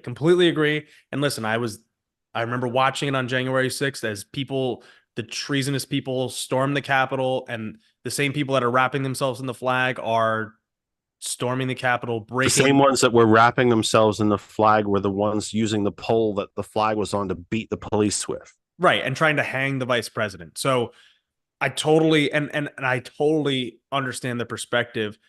I think the problem is that I think that the issue is the Republican Party as a whole is rotten, has rotten to the core. And it's not that Trump is Trump is a uniquely disqualifying candidate, in my opinion, because of his anti-democratic leanings, but also the Republican Party has shifted towards it as a whole. So while there is some sort of check and balance, I don't know that it is quite literally the last election, but I understand how the erosion of our democratic norms, our democratic process, the republic that we hold so dear, especially like you and I are both extreme patriots, and again, we're both really progressive people, and I think that that needs to. I talk about it. That's also another whole thing in the book is our progressive patriotism. Like we should reclaim that, and to say like these people that we are talking about, whether or not it is quite literally the last election, we're the ones that are advocating to actually continue having elections. We want the voice of the people to be heard, even if it's not our voice that wins. And I think that's important to note. We can we can disagree over like what happens if he wins. I'm happy to say that right now I think that Joe Biden's going to win. It's like a 60-40 chance in my head. And we have to just do everything that we can to ensure that. It's not, again, like you and I both don't agree with everything President Biden does, and I'm sure we don't even agree with each other on everything. But that's the democratic process, and that's having an individualized voice. And these things are vital. And I was just saying this. I was just at an event for my state rep, his campaign kickoff, and I was saying this to somebody, but uh, we we are dealing with a different generation of Republican representatives. The issue that I identify, like in this book of like young people taking power, the Republicans actually have started to make that transition. You do see younger Republicans in office, not a ton of them still. You still do see like uh, Mitch McConnell and all of them. They're on their way out though, and they are starting to pass the torch. And the people that are my age, the Republicans that are my age that are, and granted, they're not so many of them, but the ones that there are the ones that are anti-democratic, that do have like those radically far right positions. So I don't know that this election represents that, but it represents the transition towards that. But I hope to never be proven wrong. I hope that doesn't happen. We don't have to find out. Is there any way to explain to folks of your generation? Because I find your generation to be extremely dichotomous, which sounds like an evil, sleazy word, but I don't mean that in that fashion. That in so many ways, they have given up on the political process, and that it is, in that as you mentioned not just a few minutes ago, that the tides of change move slowly, mm-hmm. and that, but yet at the same time, and this is nothing that I haven't told you probably too many times before, you have grown up in a country that is nothing but Reagan and the results of Reaganism. You've never known a United States with a fully functional New Deal. Never. And yet somehow, at the same time that your generation has said, and look, you're one member of your generation, you don't speak for the whole thing. I'm not trying to put all of their... Yes, I do. I definitely speak for the whole yeah. That's why I wrote a book, damn it. Yeah. You're not, the sole representative of your generation, but so you're obviously not responsible for all of this. But at the same time that so many millennials and Gen Zers have said, I'm out. Mm. I'm done. 2 80-year-old white men running for, I'm out. I'm done. Oh, Joe Biden got sworn in on January 20th, 2021. Okay, so he's been there for 10 minutes and my student loan hasn't been written off yet. So I'm done. I'm out. I don't have a wind turbine in my backyard. He's been there for a day and a half. I'm done. I'm out. Yeah, but yet at the same time, your generation has come to an extremely enlightened conclusion that they're getting screwed and that the system is screwing you. When 3 people have the wealth of 160 billion or 60 million in this country, and that 8 people have 90% of the world's wealth, something's wrong here. And there are even folks in your generation who say, wow, I read about this thing called the New Deal. That sounds pretty good. I read about this thing called the Peace Corps. That sounds a lot better than having troops in 184 countries. How do we juxtapose those two sides of the coin? I'm out. Oh, by the way, I'm out of the system, but oh, by the way, the system's broken and I got to do something about it. How do we juxtapose that? I think it's the this is a driving fact of of addressing what I talk about throughout like what I was writing, and it's what I talk about every day. It's what we talk about. I mean, when I ran for state representative, my platform was the Pennsylvania New Deal, and my book is called Building a Greater Society because it's built off the Great Society. These things are our history, and people don't know them, or they do know them and they think they're long gone. And they don't attribute the deterioration of certain things like our a functioning government that can provide Social Security and Medicare to all people, or at least Social Security to retired people, Medicare for all people. Plenty of other programs, a job for people, food for people, housing. We can whatever issue.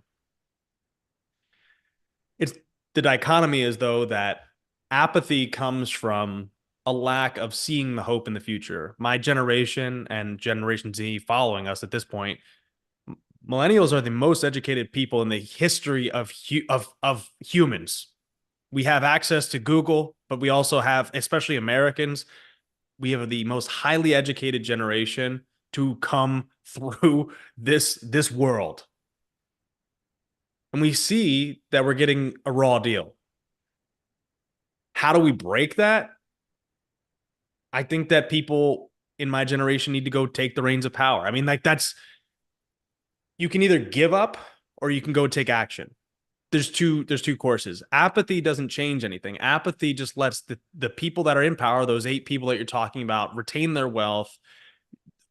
You should just be happy that, this is what they would say. You should just be happy that you have a job, that you know what, you should just be happy that you might not be able to afford a $400 surprise bill, but at least you have a flat screen TV, as I do in behind me, right? Like the dynamic has changed. Oh, you have a smartphone, so everything's okay, even though you need access to the internet to get a job today. Like the parallels and all that in the generation shift don't exist.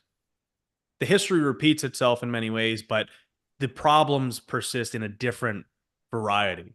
So wealth inequality has been exacerbated since Reagan. Like when we've probably had this conversation just you and me alone between us 1,000 times. But my generation has never had a shot. Millennials have never had a chance. Generation Z, talk about apathy. They're so turned off by the political system because I know you put it as like student loans, and I know you're being a little bit of a devil's advocate here, but it's not just that. It really is just like when we go into the workforce. Oh, you got to have 4-year degree. You want an entry level position? You got to have 5 years experience. I don't know how you get that experience. It's an entry level position, but 5 years experience. you might need a master's degree, and we're going to pay you $15 an hour. I mean, these are, I remember in the Well, pandemic, you have $100,000 in debt. in by the way. debt. Student debt now in the United States is top $3 trillion. Yep. And oh, okay. And then we see a declining birth rate. And people say, oh, well, we need workers. We need this. We need that. And not even touching the immigration issue yet. But they go, oh, well, why aren't you starting families? Well, we can't afford homes. I bought my home. I'm very lucky. I got very, very lucky that my mom is a realtor, and I made enough that I could find one spot. But home ownership is declining in my generation, or it's not declining. It's declining relatively compared to the boomer generation, our parents. I would say it's been withheld from your generation. Correct. It's been taken from you. But again, in fairness, that could be a different topic for a different day. But I think it's been taken from you. I think your generation has been forced into a cycle of rental. Yep. To make you perpetual underclass. Dare I say, slaves to renting. That if you do want to rent a place, the rent is just high enough that 9 months out of 10 you can probably afford it, but you certainly can't sock anything away. And it's a steady, reliable income for the developer, rather than to build a building and then sell off the units and bring in 200, 300, sometimes 500, 600, 700 in, maintenance HOA fee, or I can charge 2,500, 3,000 for one bedroom. Yep. Because it's in a cool town, and I can have a steady 3,000 a month. But of course, if you don't make enough, that 3,000, I can probably pay that every month. Like I said, maybe 11 out of 12 months. But it sure as hell can't put anything away to buy. Now, I've said on this program 1,000 times, folks, just stepping away from just Connor here for a second. If you want to rent for your entire life, God bless you. That's America.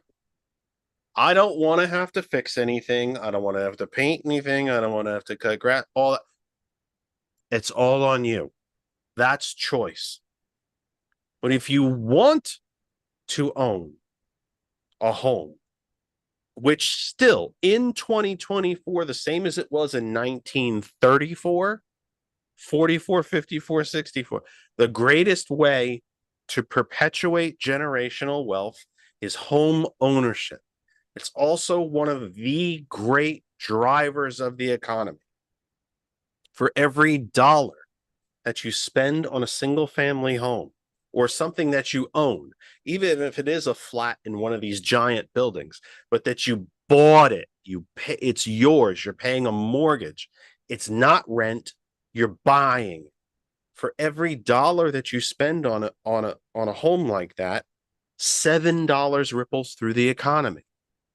You buy appliances, you hire carpenters, electricians, painters. If you have a single family home and perhaps you just physically can't cut all the grass, you hire somebody to do that. You might pass, the 14-year-old kid down the block $20 to shovel the snow. It's 7-1 in home ownership. Rental doesn't do that. Also, by the time maybe you rent your whole life, you get to 65, 70, you're lucky enough to retire. I won't retire. I'll die at my desk. And you want to move to Florida? You can't, because you have nothing to sell. You have no equity. You also haven't saved anything. So maybe you move down and rent down there again, and maybe you choose to do that. And again, that's your choice. Home ownership, it's actually one of the only things that modern Republican presidents have gotten straight, is that George W. Bush knew that home ownership drove an economy. What he did about it, of course, was criminal. It's a whole other topic for a different day. But he knew that home ownership was a driver of economy. So that's what, when we talk about home ownership being taken away from this generation, that's why it's so important. Because you might be sitting home saying to yourself, well, if they choose to rent, that's up to them. You're correct. If they choose to rent, that's up to them. But generational wealth, the ability to retire, to ever stop working, comes from home ownership. And the wealth that is derived from home ownership, from equity in your home, from paying off the mortgage, the price valuation of your home going up, and you taking that chunk of change and going somewhere else and retiring. So that's why this is a big deal. So please, Connor, go ahead. I'm sorry, but this is why it's a big deal. I mean, I completely agree with you. I mean, it's the American dream. Like that's the maybe I'm ignorant or maybe I'm naive. Maybe that's a better word of putting it, but I don't think the American dream has to die with my generation. And I think we should aspire for a better life for younger people. I just think that it doesn't mean that it has to come at the cost of older folks. In fact, the two of us sitting here are probably the biggest proponents of Social Security and Medicare that I know. So um, it's a American dream and a both a pragmatic but also aspirational viewpoint that the guy behind you would have talked about, Kennedy, right? Like we did things not because they were easy, but because they were hard. I mean, that's America. That's America. Like we could have Levitt towns. We can have these things like and not limit them. Like we can make intersectional viewpoints of all these old programs and be like, we've done this. We had free tuition free colleges. We have currently, free healthcare for people. We just choose called the VA. Yeah. And we choose who and when we have socialized medicine in this country. It's called the VA. Yep. And in many ways, and this is it sounds almost loaded, but it's not because you can't blame most of the time. You can't blame one single elected official. So you can't be like, all right, well, this person, I'm mad at this one person, but every political failure is a choice. Every policy failure is a choice. Now we can choose to fix it. If we have homelessness, like you and I and a third person and another person, if we're all from different backgrounds, we might have different approaches to it. We might have different solutions to an issue, but letting an issue consistently just sit there, we let people die on the streets. They're hungry. They're unhoused. That's a choice. Somebody's choice, a collective choice, a societal choice. We can change that. We can fix that. It's the same thing with healthcare. We're the only country in the world that lets people just go bankrupt because they got cancer. You have to choose between putting food on the table and getting the medical care you need, or paying rent and putting the food on, or getting the insulin that you need. And now, of course, like you can make the case, like, all right, well, President Biden now has capped insulin at $35 a vial for seniors, right? So there's incremental change that is good, and we could be happy with that, but we can't be complacent with that. You put good people into government to put good policy forward. And when you have good people in there, there's an actual chance that you can convince them of your viewpoint. And again, like there's a million probably policy differences I have with President Biden, but the chances are that if I were to meet with President Biden, I could probably get something that is closer to what I want than meeting with Donald Trump and on pretty much any issue and be like, oh, well, we're just diametrically opposed to one another. And that's the thing, is that Republican voters actually don't believe all that stuff. And I'm not going to tell them what they believe, but I think when it boils down to it, Republicans, the voters really do love America and they do care about their neighbors. They do care about their community.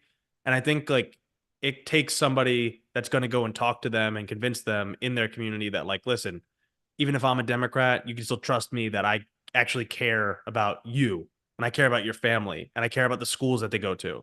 And I care about the coffee shop on the corner. And I just want a better life for all of us. And I think if we could get back to that point, and like I don't know that that's existed for real in America. I've heard the folklore of it. But if we could get to that point where it's like we can disagree on how we address a problem, but we're actually living in the same world. I mean, like I alluded already to the immigration issue. I mean, that's just a whole nother monster that's just like we're not even like the two parties are not even on the same planet. It's like, how does that happen? We're not even living in the same reality. not even to touch like the actual policies on it.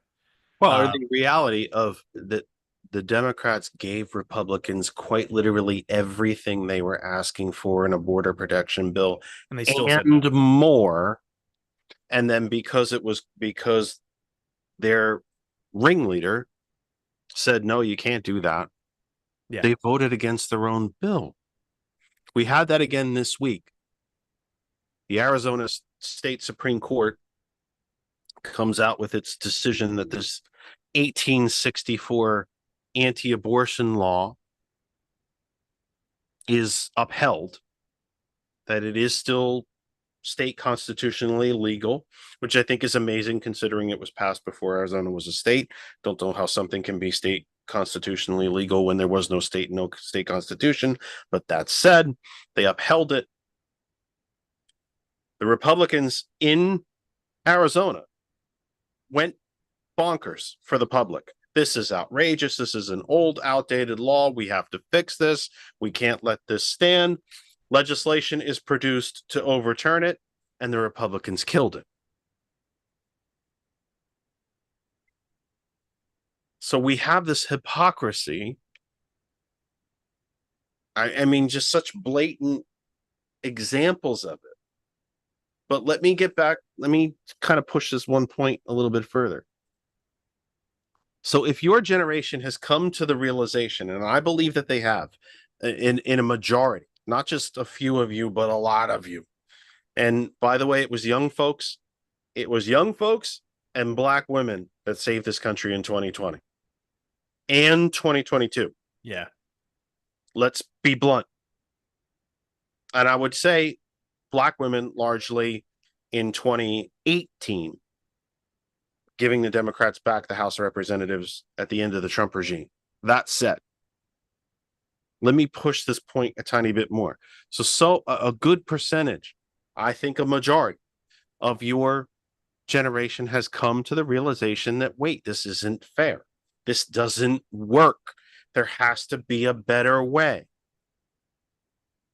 And the better way that they're pointing to, very ironically, comes from an 80-plus-year-old white Jewish man from New Hampshire. Sorry, from Vermont. Where did I get New Hampshire? From Vermont. So does it come from Bernie, or are we reading books? Are we reading history? Has your generation actually read some history and said, wait, we did have a different country. We did do this. You've heard me say on this program before in our personal conversations and your guest appearances on the program, we've done all this. We did tax rich people at 91%. We had a wealth tax. We had a stock transaction tax. We had tariffs. We had tariffs. We had tariffs that funded the federal government before we had an income tax. So where's the knowledge coming from? Are you all, and I say you all very generally speaking, are you just pissed off? Or is somebody picking up the Google machine and saying, wait, we did have a much more fair society. We had a much more egalitarian economy. And I get it, before anybody goes bonkers, by the way, in the comments, I get it. If you're a person of color, it didn't work for you. I get it. I get it. I get it. I get it. Talking about the general structure of the economy. Okay. Where's the knowledge coming from? Is it just being pissed off? Or are we studying and saying, wait, we used to do different things in this country? Where do you think it's coming from? Well, all that brings a few things to mind, but the first thing I'm thinking of is Rage Against the Machine lyric. It's your anger is a gift. It can be a gift. You can be used. Anger can be used to channel. Anger is an exceptionally motivating of emotion. Yep. When channeled properly, it's an exceptionally motivating emotion. Yep. So when used in a productive and pragmatic approach, it can be wonderful, and it can be used to create the political revolution that we're talking about. I'd say that again, the millennial generation is the most highly educated generation in American history. We have, our normal K through 12 and in record numbers of bachelor's degrees, master's degrees, doctorates, across the board. And education is not the end all be all, but it definitely helps. Being angry while educated, while living through a dramatic shift in wealth inequality, all that, it's a joke. It's a joke on Twitter or X, wherever, all the time. I see it almost every couple of days. It's like millennials about to live through another once in a millennium, once in a century event. Like whether it's Great Recession, COVID, any number of these things that just keep happening. Climate change. It's all happening when we're coming into age of the ability to actually do something about it. So I would say the baseline is education. If you have a good education, especially like I was lucky to go to Central Bucks school district, and I had a wonderful history teacher, a bunch of them, but one or two of them really stand out. And so I understood this is what the New Deal was. This is what these things were. And I also knew what supply side economics was because I got to learn about that in school. And they didn't say this is wrong, this doesn't work. Did you do that in history or mythology club? Economics, unfortunately. But and look, I'm grateful for the unbiased approach to it because you know what? Like I discovered it on my own. Like if George H.W. Bush is calling supply side economics voodoo economics, then maybe there's something that we can all learn from that because that was the truth. Yeah. And Reagan's VP. So like Right. if he's even saying that. But I would just say that, education plus anger plus reading books plus access to social media plus Google plus just seeing each other. We're more connected, but also less connected than in the past.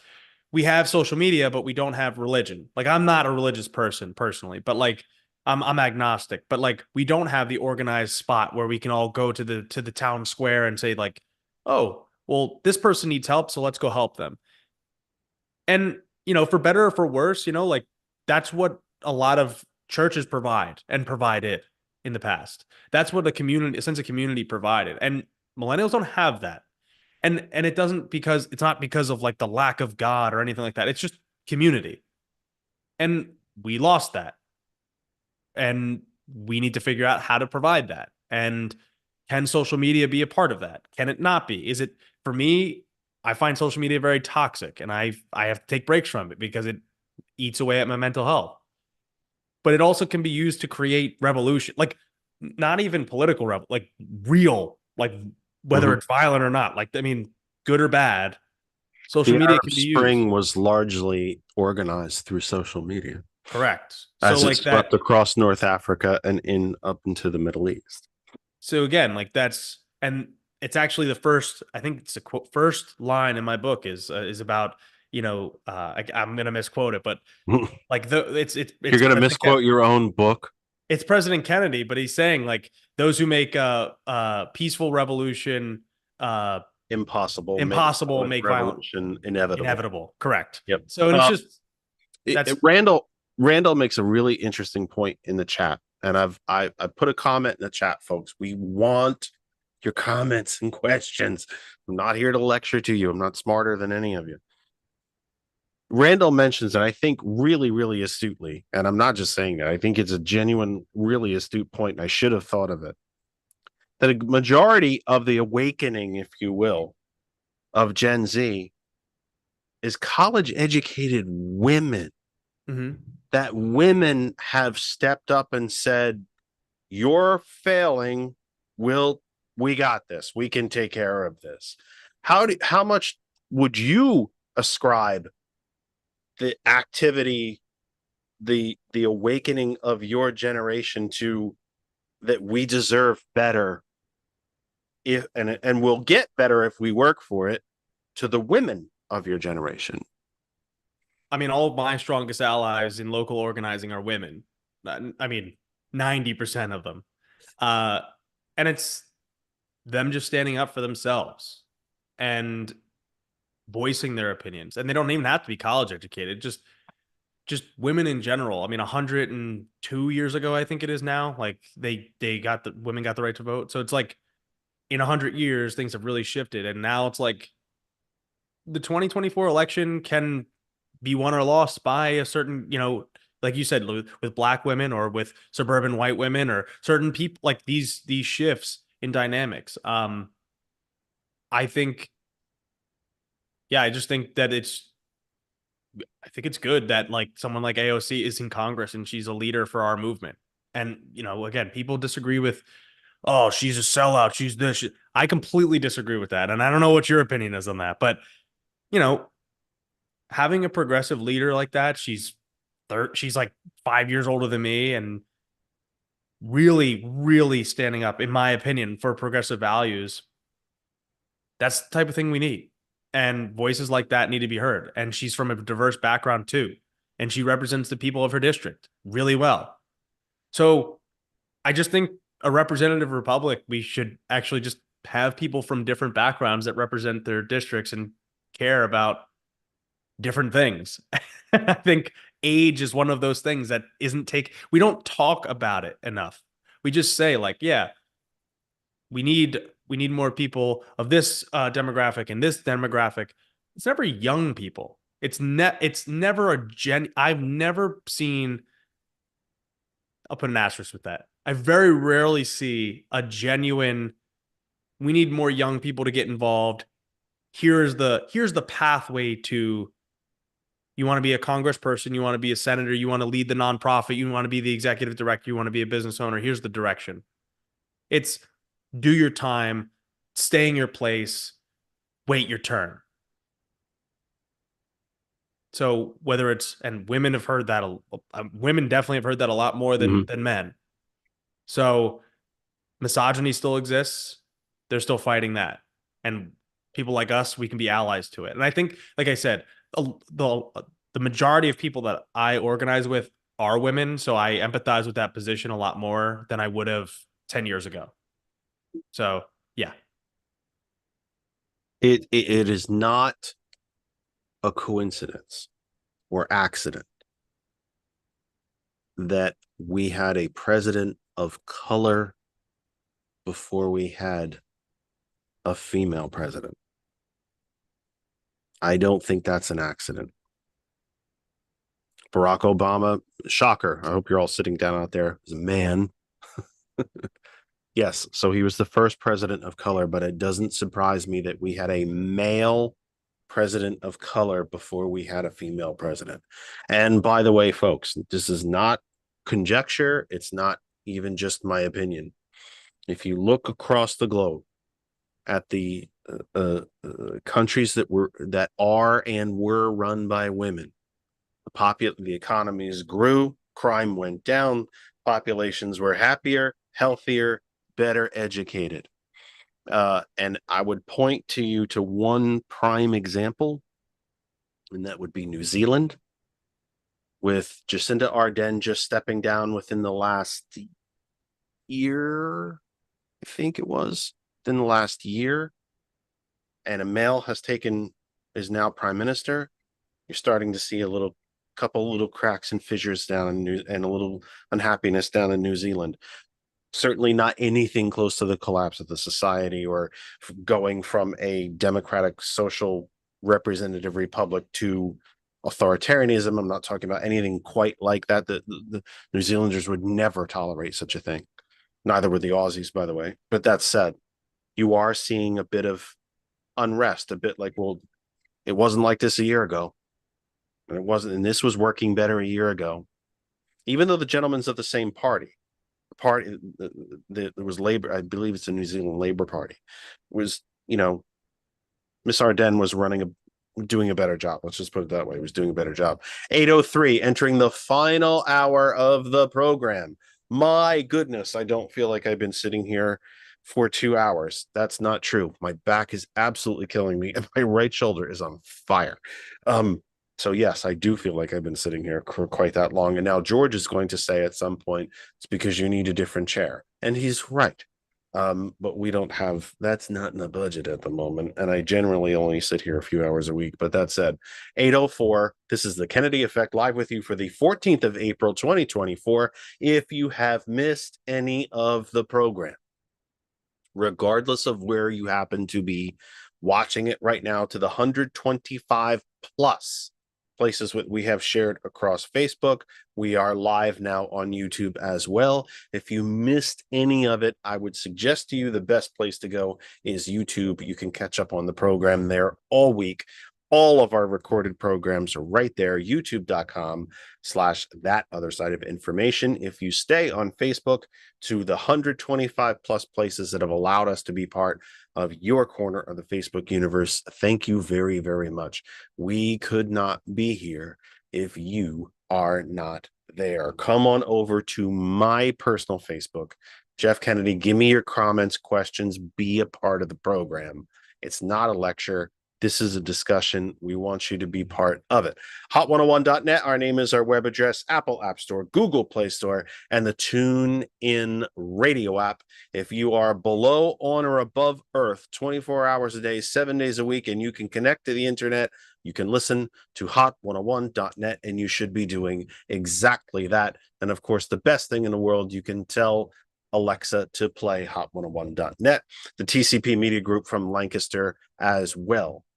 The discussion continues. Our guest is my political little brother, Connor O'Hanlon, from the great, beautiful town of Doylestown.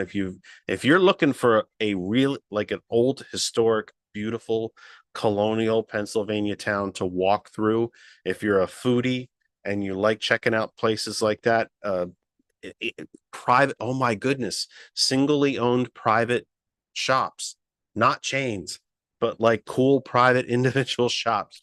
Check out the center of Old Doylestown. The borough itself, township surrounds it, which is mostly residential, but the center of Doylestown, which is also the county seat of Bucks, if I'm not mistaken.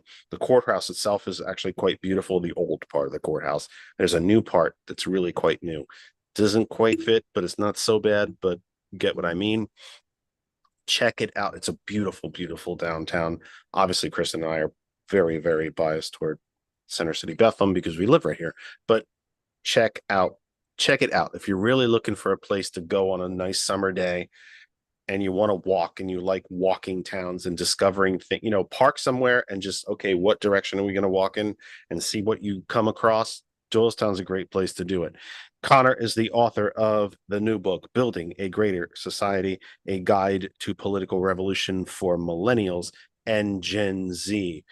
So this book is not for me because I'm an old fool and I'm going to be older by every minute. And I'm actually going to be eligible to move into some very quiet communities soon. I've reached that age. I'm not moving, but I'm just saying. Going to be able to go into those very exclusive. I'm waiting for my AARP card to come in the mail. So we will open up the phone line probably, depending on how the conversation unfolds, probably after the bottom of the hour. The Villain's View comes up live following us. That other side of information on Facebook and hot101.net, 9 p.m. Eastern time. The Villain's View coming up right after us. So I have to think that the book tries to also not just tell folks how to do things, but to kind of push them to actually do these things and to not give up, because it is easier to just give up. Mm-hmm. You mentioned the word apathy earlier. I get a lot of puzzling looks when I say this, but I say it because it's factual. It's factual, not just in my humble opinion, but it's kind of textbook factual. It's psychologically, psychiatry, therapy fact. The opposite of love is not hate. It is apathy. So when millennials and Gen Z are angry about something, but then they tell you they don't care about it, this is just factually incorrect. You wouldn't be so angry about it if you didn't care about it.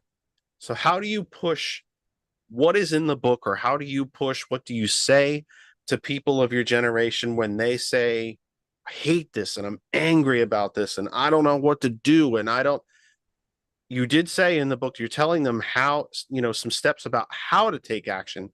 How do you get them to take those steps?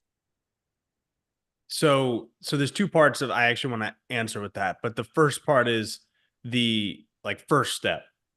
You provide people an on-ramp, right? So let's just I use my story as the example, and I can do it here. In 2018, graduated from college, and I go, okay, well, I don't know what to do, but it's May, the primary election's next week. I'm gonna go vote in person, because this is pre mail-in ballot times. Mm-hmm. And I still vote in person personally, but walk up to the polls, and there's this guy there. He's got a ponytail and he's dressed up, and his name was Stan. And if Stan's seeing this, he's actually in the book. I don't know if he'll ever know that he's in the book, but he moved away to Seattle, but I got to send him a copy. Um, he just started talking to me. That hippie And liberal bastion of Seattle. so he just started talking to me about, I was like, well, what's up for election? Like, and this is because it was my first, primary that I really engaged with, other than, the presidential one where it was like Bernie and Hillary and all them. So I was like, well, what's up for election? What is the state assembly? What, like, how do I know what they stand for? Just talk to them for a while. And then from that, he goes, oh, well, I'm your committee person. I'm part of the Doralson Democrats. Here's my card and all this stuff, right? And that was all I needed. And then a year later, I'm running for office. 2 years later, I'm the chairman of the organization. So I tell that story only to say, like, sometimes all it takes is a conversation. And if you're the person that is trying to convince somebody to get involved, sometimes that's all it takes. However, I have to imagine that if somebody's going to pick up my book, they're probably going to be like, oh, okay, I'm going to take this advice. I'm going to go do it. But like, let's just say you're just listening to us. You don't have any interest in reading my book. You come here just to argue with Jeff, but your stalker was with me for a few weeks, but he's not being back. Yeah, I killed him with kindness, and I guess it wasn't fun enough, so he's not being back. Yeah, it's not as fun as dropping. No, right. It's not as fun as me, saying you're, calling him names and shite. So yeah. I killed him with kindness, and it's literally, I think that's what happened. I was extremely nice to him, and I guess it was barring, and so he didn't come back. He must have, yeah, you must have actually killed him. He keeled over. But you provide the people the on ramp, right? So that's the thing. It's like, if you can't take the leap to run for office, and that's not for everybody, okay, you can volunteer. There's multiple ways that you can volunteer. And this is the checklist I run down with people. I go, okay, can you canvass? You go door to door and talk to people. Maybe you don't want to start with that. That's what I started with, which is crazy to think back in retrospect, where I was just like, yeah, I'll do whatever. They're like, all right, go knock doors. Like, for who? I was like, I don't know what I'm doing. But here's your list. Yeah. Of everybody that you're knocking doors for. Correct. We don't knock doors for one person. There's always a ticket. There's always a list. There's always a slate. And then, all right, maybe you're physically not able to knock doors, or you're not comfortable going by yourself, whatever. Phone banking. Can you phone bank? Maybe you're not great on the phone. Well, can you text bank? Maybe you can't do any of those things. Can you write postcards? Correct. Yeah, you just run down this, and you just make it as easy as possible for somebody to just say, oh, I can do that. And that's basically the guidelines into how I wanted to go. The other part of it, though, was what you talked about, was creating the apathy. And if I was running for office, I wouldn't remind people that I've lost, but I'm not running for anything right now. I've lost multiple times running for office, whether from different circumstances. And I tell the stories in the book, right? But losing is a part of this process. It's very, very rare that somebody goes from nobody to president without ever losing an election. Barack Obama's lost elections. Bernie Sanders has lost, I think, 5 elections before he became the mayor. Joe Biden lost elections. Correct. He ran for president twice before this. And you get all these different backgrounds, and it's just to say, like, there's a whole part of my book is to say losing, although it sucks, is part of this process as well. And you really have to get used to losing. I remember on election night on 2023, this past year, me and my friend Dan, who he was the former chair of the Young Dems, but he's also a township supervisor. He was my running mate back in 2019. We were tallying the votes because we get the in-person votes, and we were winning both seats and all the school board stuff. And we looked at it, we were like, this can't be right. We were so used to losing that winning felt weird. But at some point, if you keep at it, you keep persisting, you keep working, you continuously show up, you show that your community is really why you're there. Because it's like, I didn't win in 2023. My community won in 2023. Like I wasn't running for anything. I just helped people that I thought that would be good for the environment, good for the schools, etc. And we won. So yeah, part of the apathy is just not accept, or part of combating the apathy is just not accepting defeat, because defeat's a part of it. Does winning those elections in and of itself prove your point to your generation that when you do these things, and no matter how small you might think that they are, maybe it's stuffing bags of door hangers, stuffing bags of lit for door hangers, and you never deliver a single door hanger, you never make a single text, you don't write postcard, you get the plastic bags, here's the 2, 3, 5, 7 different candidates lit, you stuff them all in a bag so other people can go hang them on doors.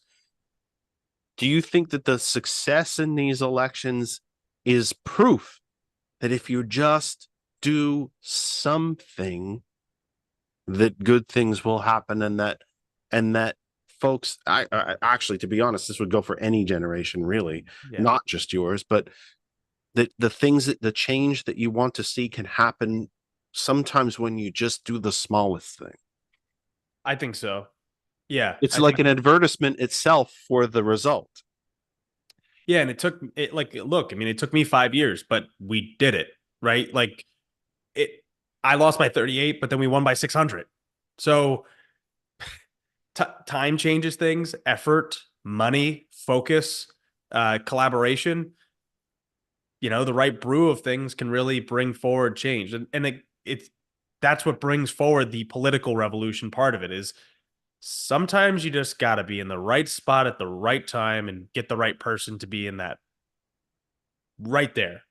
Like, I don't know that FDR would be the president that he was if he was in, like, I don't know, 1812 or in 2012, right? Like, we don't, like, maybe he would be. Remember that FDR did not run on the New Deal.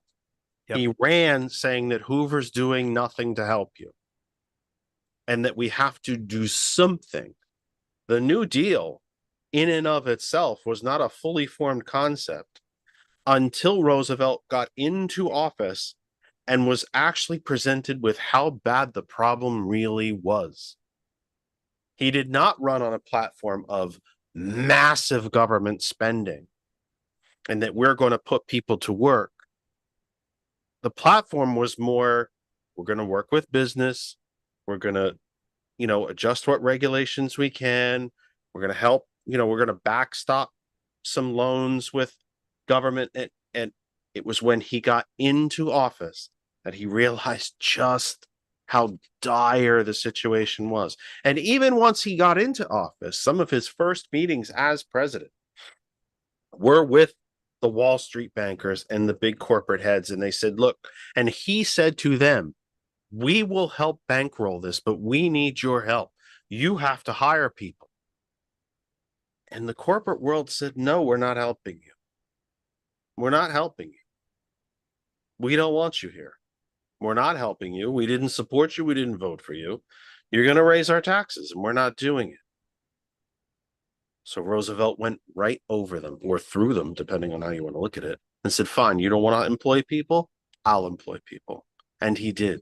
Millions of them. And if anybody ever tells you, folks, that an economy does not run on the constant circulation of money, all you need do is look at the New Deal. 35% of the country was unemployed. Domestic spending, consumer spending had, for all intent and purpose, stopped. Shops went out of business, farms went out of business, corporations went out of business because nobody could afford to buy anything. So Roosevelt asked for the corporations' help. You need to open back up. You need to start producing. You need to hire people and pay them. We will help backstop that with the power of the federal government. And they told him no, because they cared about their own self-interest above that of the American people. You want to raise our taxes. You want to regulate it. We don't want any part of you. So Roosevelt went around them. Again, through them, I think is more accurately. Said, fine, I will directly employ people and pay them. And when people had money in their pockets, they spent it. Spent it on food and housing and clothing and the things that you need to do to keep yourself alive. When you have to spend, this is the great argument for raising the minimum wage, because when you have to spend 100% of the money that you bring in to stay alive, if you have more of it, you'll spend more of it because you still have to stay alive. And that's just simple economics. Let me push a little bit deeper on your point, because I want you to give me the answer, and I want you to give me the answer out of the book. When folks of your generation say, so you're offering them an on-ramp. I had a discussion with a Democratic committee person, and that was my doorway. What about the pushback from your generation that says the Democratic Party is just like the Republican Party, they're all crooked, and I don't want anything to do with it? Nothing could be further from the truth, by the way, because there is only one functioning political party left in this country. It's ours. It's not perfect, not by any stretch of the imagination are we perfect, but we're the only functioning party left. We're the only ones trying to solve problems, govern, keep the peace, lower crime, et cetera, et cetera. I could list 100 different things. But when your generation pushes back and says they're all the same, they're all crooked, I don't want any part of it, what do you say to that? Or what does the book say to that? Yeah, do you want the real answer? It's I hear you. I understand how you feel that way. I understand how, in your experience, the political system has not worked for you. It has not worked for me, because it hasn't. But you have a choice. And the choices aren't always ideal. But that's why you get involved early and often and locally. You develop that party from the ground up. And honestly, and like, again, I'm saying this as the chairman of the local Democratic Party, but the party is a vehicle. The party has ideals and principles, but those change. The Democratic Party, we all know that the Democratic Party of today is not the Democratic Party of 100 years ago. And I for the better. Right? Very much so, for the better. So, and the Republican Party is not the party of Lincoln. I cringe It's when I not get the to say party that. of it's not the party of Reagan. It's not the party of Nixon. Eisenhower would be considered a communist at this point. Yeah. And yeah, pretty much. Yeah. So starting with a radical sense of empathy for somebody else's position and saying like, look, I get it. I understand. I have issues that, like, for me, I feel like I'm banging my head against the wall with my own party. And again, because Democrats, we are all individuals and we all have a lot of ideas and we all think we're the best. And we love, like, oh, this, if we just had this one policy, there is no one silver bullet for anything. And even if, like we said, look, we got Medicare for all. Okay, well, even that system is going to have its problems. We're going to have to deal with those, and we'll grow with it, right? We'll change whatever flaws there are. And I think admitting to that stuff is key. I think taking the pragmatic look and just say, like, I get it. What issue matters to you, and then taking that to the nth degree, saying, okay, you care about higher education. Well, this is what I think. And I think that the Democratic Party is the only way that you can get to that point. Like, I think that we should have free, tuition-free community colleges. And I think that there should be at least one tuition-free public school for the state. In fact, that was part of my platform. That's only going to exist in the Democratic Party. And you might not love, like, your Senate candidate or your presidential candidate or your congressional candidate or your state assembly candidate, or work you all the way down. But especially as you get to the lower levels, you can meet that person. You can talk to that person. If you're respectful enough too, you might even convince them. They might say, I might not have thought of it that way. I might not have, like, somebody I'm close with, would tell me about like, I'm a CPA. Like, I don't know everything about the environment, right? And so, but if somebody's telling me about farming practices that could increase, water in certain, like, okay, tell me about it. I don't care if you're a Republican, Democrat, Independent, or none of the above. Tell me about it, and I'll do my research, and we can go from there. But I think just the approach in general governance has to change. But I think, yeah, speaking, and, like, look, if you're listening to this and somebody that is like, oh, they're all the same. They're not all the same, but empathy really goes a long way when you say, well, what makes you feel that way? The Socratic method of questioning, of saying, what made you come to that conclusion? Why do you feel that way? Okay, well, like, you just take immigration, right? Like, well, my grandparents came here and they did this. Okay, I understand. I totally understand that. But have you thought of it this way? And those framing questions are key. Let me drill down even further. Something that you mentioned. I do think that folks, I don't think it's just your generation, sadly. I do think that in most campaigns, people tend to think of the difference between Republicans and Democrats in national terms. Yeah. No matter how local the race is. Kristen and I were very, very honored, and I'm going to forget his name. I think his first name was Rocky. A gentleman of color from Upper Mount Bethel Township, Northampton County, in the Slate Belt, just south of the Pocono Mountains.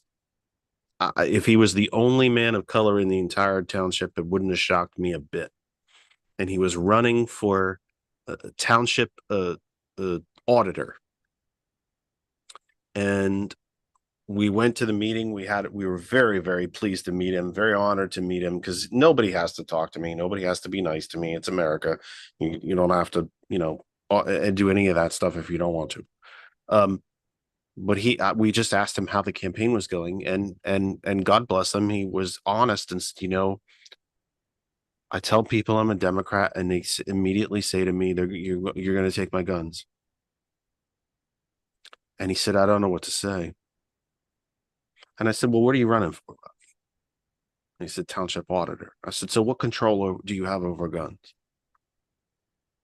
And he said, well, none. I said, and there's your answer. The answer is, sir, ma'am, I can understand why that might bother you, but I'm just running for auditor, yeah? Like, I have no control over any of that. None.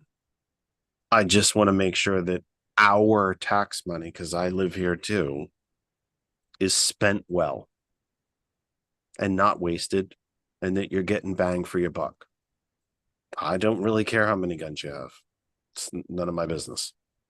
I'm just running for auditor. So we tend to look at Republicans and Democrats, I think, from dog catcher to president of the United States, in these very national terms. How important do you think the message is to your generation that because it's something that you said earlier when you were talking about the on-ramp. Start local. You're not going to walk. This isn't Lincoln's White House where you literally could walk up to the front door and say, I want to see the president. And someone would say, well, okay, he's busy now, but you could come back and you could go see the president. Those days are long gone. You're not going to walk up to the front door of the White House and say, I want to see Joe. It just isn't, that's not the society we live in anymore. But you can go see your mayor and your township council, your town council, borough council, whatever. You can see your city treasurer, city clerk. You can see your municipal judge. How important do you think that is in your concept of an on-ramp? How that folks of your, not just your generation really, but I think folks in general, I can't change this. No, you can't. You pushing on the car are not going to push it uphill, but 10 of us might.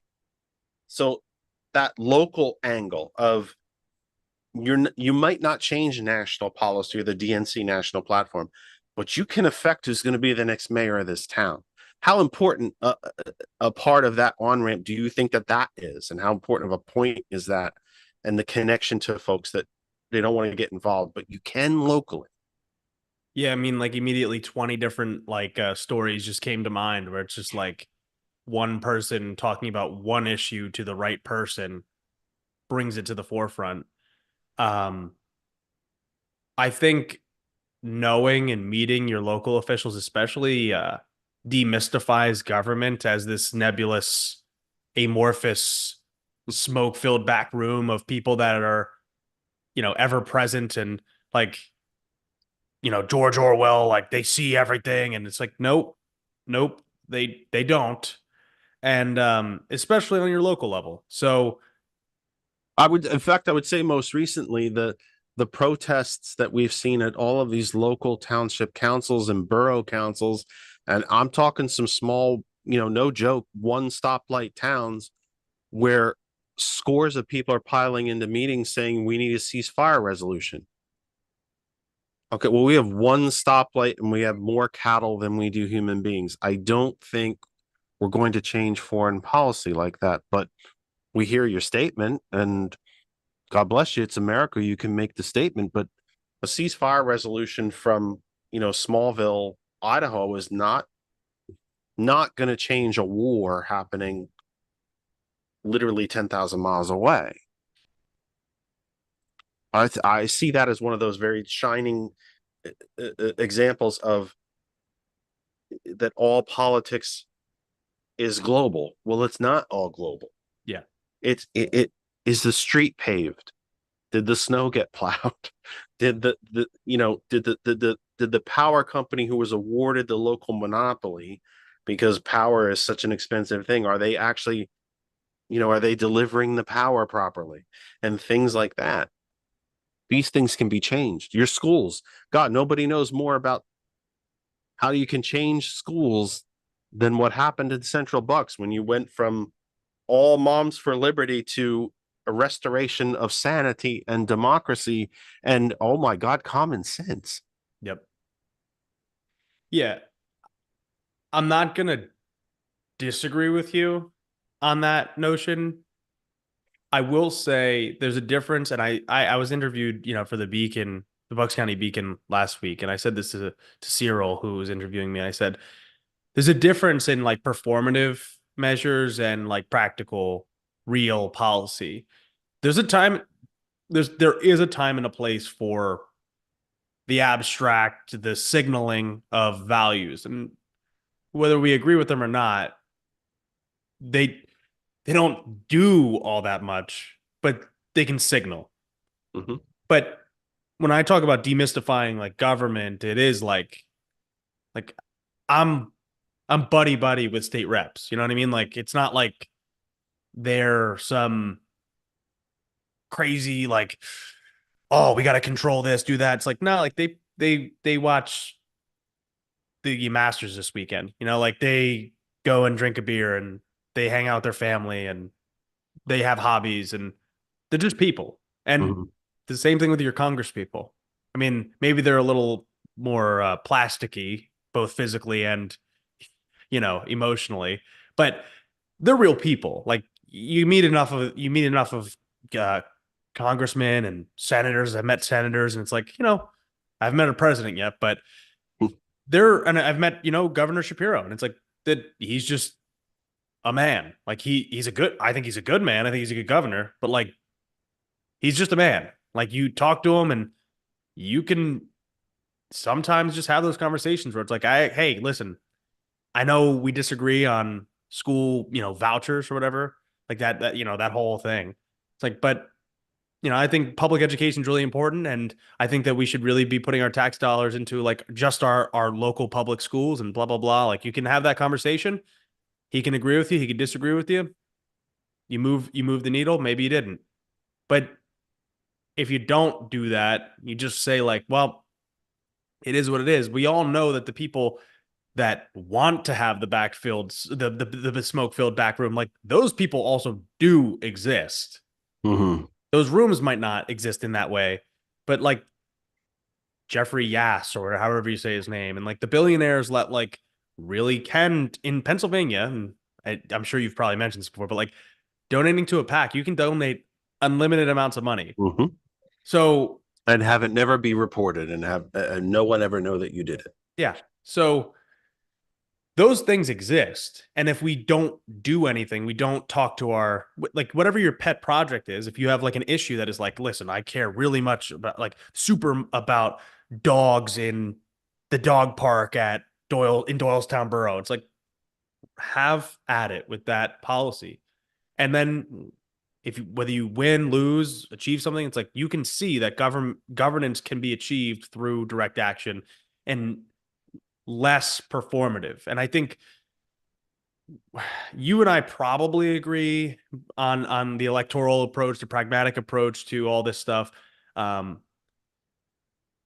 the performative nature of like protest sometimes is useful and sometimes is counterproductive. And I just think like activism calls attention to issues, but at the end of the day, where I think a lot of activists miss it, and where the connection, the road, you run out of road, is that, and I've said this to activists, and they don't always appreciate it. I can tell you, they don't. Yeah. And that's fine. No, like I said, nobody ever has to agree with me. They never have to agree with me. It's not a prerequisite, right? It's not law. You don't have to agree with me. And activism in the overall societal structure provides an exceptionally important service, that it brings attention to issues that folks who are not affected by the issue may not know about. But at the end of the day, especially the activists that just want to burn it all down, when you burn down the house, all you're left with is nowhere to live in a pile of ash. Let's go fix the house. At the end of the day, it's government that's going to have to put the solutions into practice that you're out here protesting for. So to walk away from government, or to say I don't care, or both parties are all the same, or they're all dirty, it's intellectually lazy, to be honest with you. It's just lazy. And it's just entirely too simple and too superficial. You can change it. And it might be as simple as, we really need a stop sign here. Somebody's going to get hurt. And then you achieve that.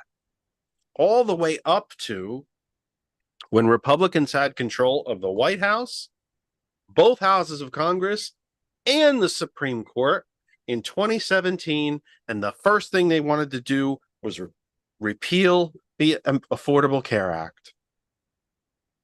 And they got text messages and emails and letters in the millions and couldn't get it done, with complete control of government, because you all out there stopped them and said, I only can see a doctor because of this legislation. How dare you even think about repealing it?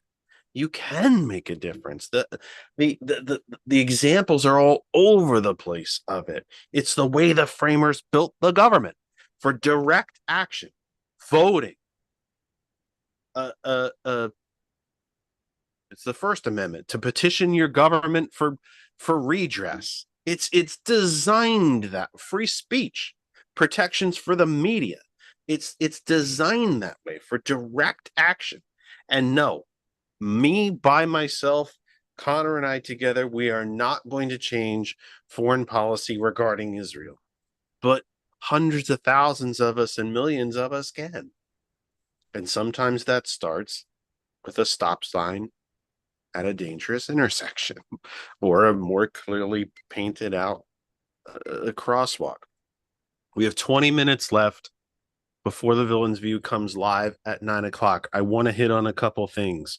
And I will make sure that I give you time to, we traditionally just give you the floor then at the end. The war in the Middle East, your generation has been extremely vocal about it and trying to give voice to the Palestinian people, and they're 1,000% correct.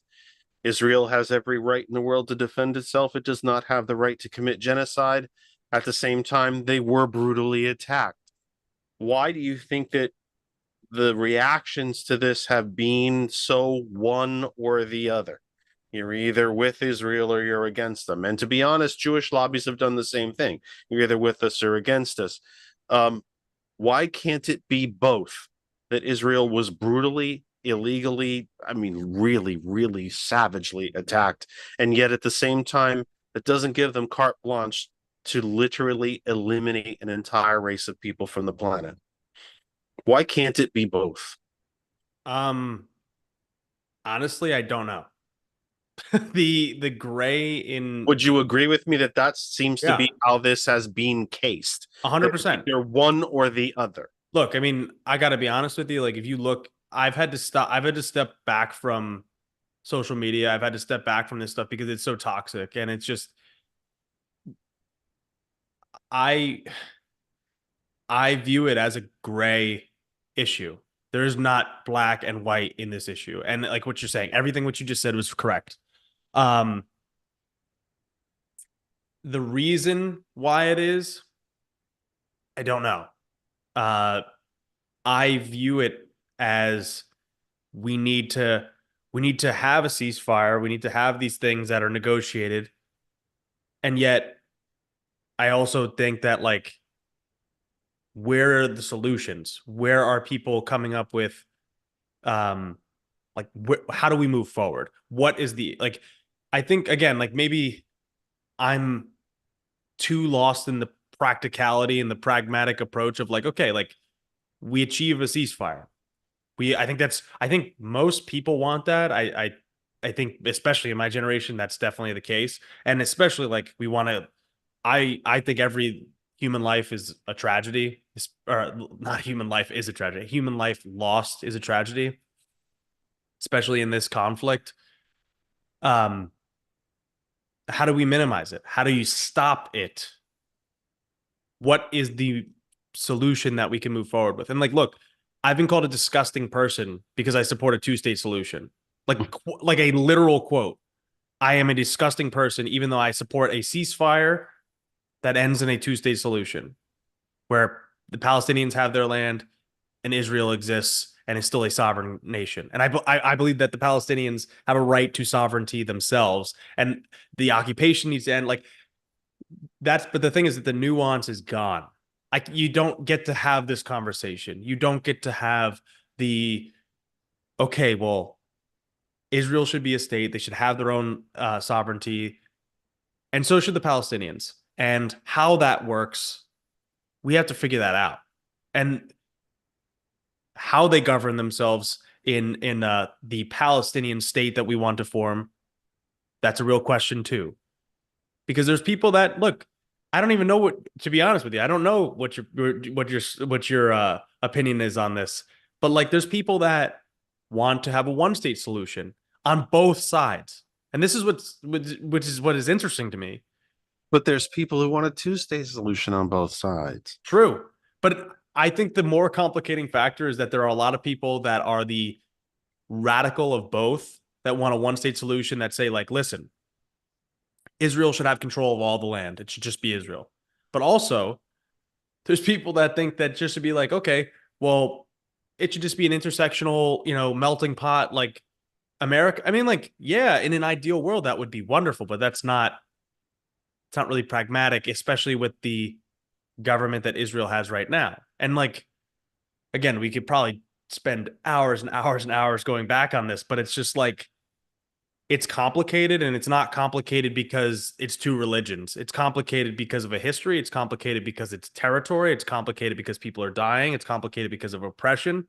It's complicated from all these different things. It's And complicated because of the absolute sheer abdication of responsibility by humanity. by the Brits, and then post-war by the French and Americans on top of it, with these arbitrary boundaries drawn all over former, I just said formal for some reason, former colonial territory, and a massive Jewish influxion into what was biblically considered to be their rightful land, and the United Nations just walking away from years of war and just saying, well, just okay, whatever, just take it then and be done with it. And these arbitrary borders that have been drawn all over the region by the Brits when they withdrew, and the French actually for that matter, it's an abdication. It's not even just, I mean, it's, yeah, we could probably spend months on it. Let me ask you a couple rapid fire questions. Well, hold on. Let me just say one other Go ahead. thing too. No, go ahead. Yeah, of course. Just, I just want to put it in this way. I believe that the Israelis have a right to have their own sovereign nation, just the way that I believe that the Ukrainians have their own sovereign nation. But I also believe that the Palestinians should have the right to sovereignty. And I think that is the same way that I believe that Puerto Ricans should have the right to sovereignty. If they Like, choose it. right. Correct. You should have the voice of the people be heard. And I think, Right. So and then let me ask you, what's the difference then? What is the difference then? Because we see, again, we see more Republican hypocrisy with this. Israel has every right in the world to defend itself. It was attacked brutally. Well, wasn't Ukraine? So what's the difference? uh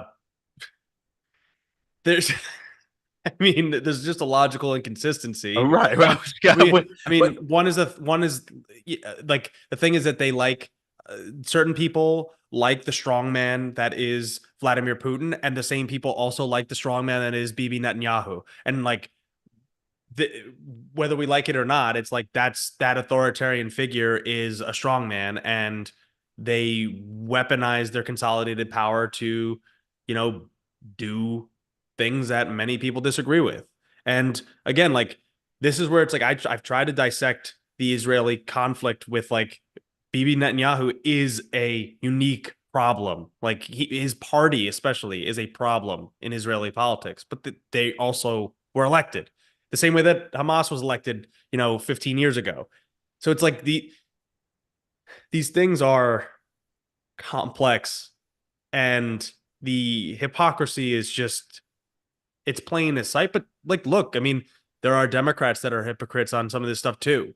Like, I don't care to use the word, like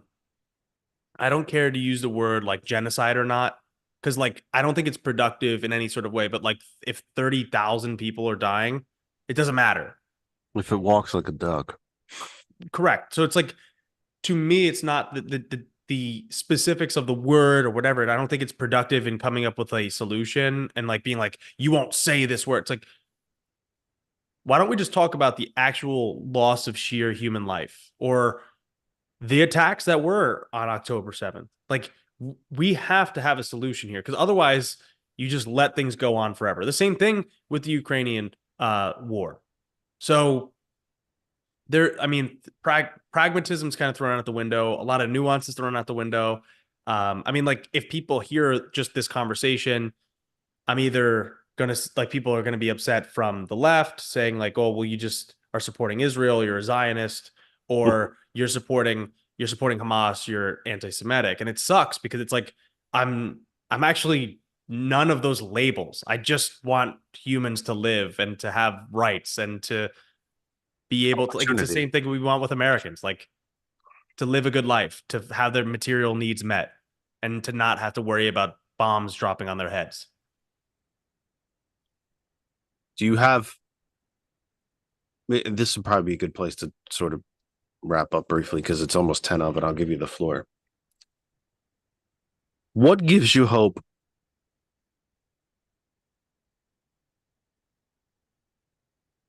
I would say, As you write this book to try to speak to your generation, you obviously felt it was necessary. Mhm. In part, and if I'm putting words in your mouth, you just, smack me down. I'm old. I'm brittle. You can beat me up. It's easy. You didn't write, I don't think you wrote this frivolously, and you certainly didn't write it because you have oodles of extra time in your hands. You obviously wrote it because you felt it was necessary. So if it was necessary to try to convince your generation or the two generations that you straddle to do the things, some of the things, or at least to become engaged as you have become, even though, again, they voted in record numbers in 2020, but that did drop off in 22. So what gives you hope then? That does the book itself give you hope? Does the reactions to it give you hope? Do the conversations that you have give you hope? Is it what is it about those generations? Again, the two generations that you straddle, what gives you hope? well, I hope that the book gives people hope that read it. The book doesn't give me hope because I wrote it, but but it's just to say, like, I'm still here. We're still here. I'm not dead. Like we have an opportunity. And tomorrow is always another opportunity. We might not always have another tomorrow, but we always have, every day that we wake up, we have the opportunity to make change possible. We have the opportunity to make a life better for somebody. And like, even if people disagree with how we do it, I'm still going to try. So the hope is that we still have a chance to change and course correct and to make opportunities available for people that never had it historically. We have the ability to provide the levers of power to people that have never had it before. We have the history to look back upon and say we've done it before, and we can do it better. I mean, that's the best part of the Biden administration, and unfortunately, it didn't get finished. Was to build back better, and that's why my book is called "Building a Greater Society." It's because we've done some great things. We've achieved amazing things, and to throw those away and to just say like, well, it's not good enough. Well, just pack in the bag. Just we're good. We're just gonna check out. Um, I think I look towards the past a lot of the times for my hope. Uh, I do look towards people like Bernie Sanders, who like was, he's just like this hunched over, like you said, he's like a hunched over 80-year-old Jewish man from Vermont, and it's like he has nothing in common with my generation, but he has everything in common with us. His struggle, his strife, and it's not just him. He's representative. He's a coalescing of feeling, articulating in a way that we all connected with. And now it's like, okay, well, what do we do with that? Um, so I look towards people like that. I look towards people like AOC. I look towards Malcolm, Malcolm Kenyatta is, he's a friend of mine, but I also look to him. But Maxwell Frost, who's actually a year younger than me, he's the youngest congressman. Like these people exist, and it can run down the line of actual people that are inspirational. But FDR, LBJ, Kennedy, like all these different historical figures, Fred Hampton. Do you think these historical figures are lost on your generations, or are they being rediscovered? I at the beginning of the year, I decided that on this program we're going to have a theme that runs throughout this exceptionally monstrously important election year, and that is Bobby Kennedy. After watching the documentary on Netflix, the Bobby Kennedy Bobby Kennedy for President, it's called. William Arnone was one of our guests. He's worked for Bobby Kennedy, features prominently in the documentary. Please go back, watch the old episode of it, where Bobby Kennedy wasn't just running on things, he was asking the country questions. How in the so-called richest country on earth can we allow people to be starving? Can we allow them to be unsheltered? Can we allow them to go without being able to see a doctor? Can we send children into factories? Not have them have an education? And this is the 60s, for God's sake, when there was still no real, in essence, no serious homelessness problem that didn't come till Reagan, and there was no student debt problem, and there was largely no large credit card debt problem. But Bobby Kennedy wasn't just necessarily running on things; he was asking, in my opinion, was holding up a mirror to the country and saying, is this really who we are? Are we no better than this? How can we allow these things and still call ourselves a society and a great country? And I'm wondering if any of those questions, if in the conversations that you have with people as you try to activate them, especially in your generation, do the questions make them think? Are those questions yet another way to engage them, to make them come up with the answers rather than maybe you trying to provide them? Honestly, I think if posed those questions, it would make them think. But I think in many cases, our history is whitewashed in a way that it takes away the radicalism of some people. And I mean radicalism in like a good sense here, but the, Martin Luther King Jr. wasn't just the I have a dream speech, So like I think the disconnect comes from something like that, where it's like, yeah, if pose these questions, I think it would really make people think. And I think, kind of my final thoughts on all of this is just to say like Americans, but also humans in general deserve better. You deserve to have a good life. It doesn't have to be the easiest life, but we should strive to make it easier for people. You deserve to have things in your life, good things in your life, as good of a life as you could possibly achieve. Doesn't mean you get everything you want, doesn't mean you achieve everything you want, doesn't mean everyone's equal, but everyone deserves a fair shot. And I think it kind of goes hand in hand with what I was saying with like the hope, but you kind of alluded to it earlier too, is it radical to ask that everyone is given a fair chance to achieve the American dream or to achieve what they want in their life? I don't think so. I don't personally believe so. I think everybody deserves a fair shot. So yeah, that's just the way I see it. 4 minutes left in the program. Tell people where, how to buy the book, where to find it, where to enjoy it, read it, the whole deal. How do they follow you? You said you take a break from social media every now and then, so contact. I mean, only if you wish to share such a thing. But how? The floor is yours. Yeah, so I'm sending you the link, but I'll read it out loud. It's connor-ohanlon.presale.manuscripts.com for the book. You could I'll support ask George to get that to the comments section of the program, please, George, if you can. right. Thank you. And you can support the pre-sale campaign at any level. You'll be included in the acknowledgments of the book. I'm also including a mini ebook on higher level tiers, which is like a platform for progressive policies. I'm going to be developing an online course as well, so you can support that, and you can hire me for some coaching if you'd like as well. Number of things on there, but you can follow me personally on Twitter or X at Con O'Hanlon. I'm now on TikTok, I guess, same thing. So Instagram, I go on and off, but you can follow the Greater Society Media on Instagram at a minimum to follow the account. I don't deactivate now and then, so just so you can be aware of it. But yeah, anywhere on there. But if you really want to reach out to me, you can email me connorohanlon13@gmail.com. I don't care. It's my personal email, but Twitter is good at Con O'Hanlon. Anytime, tweet, send me messages, whatever. Building a Greater Society, a guide to political revolution for millennials and Gen Z. My dear friend Connor O'Hanlon, and I mean that.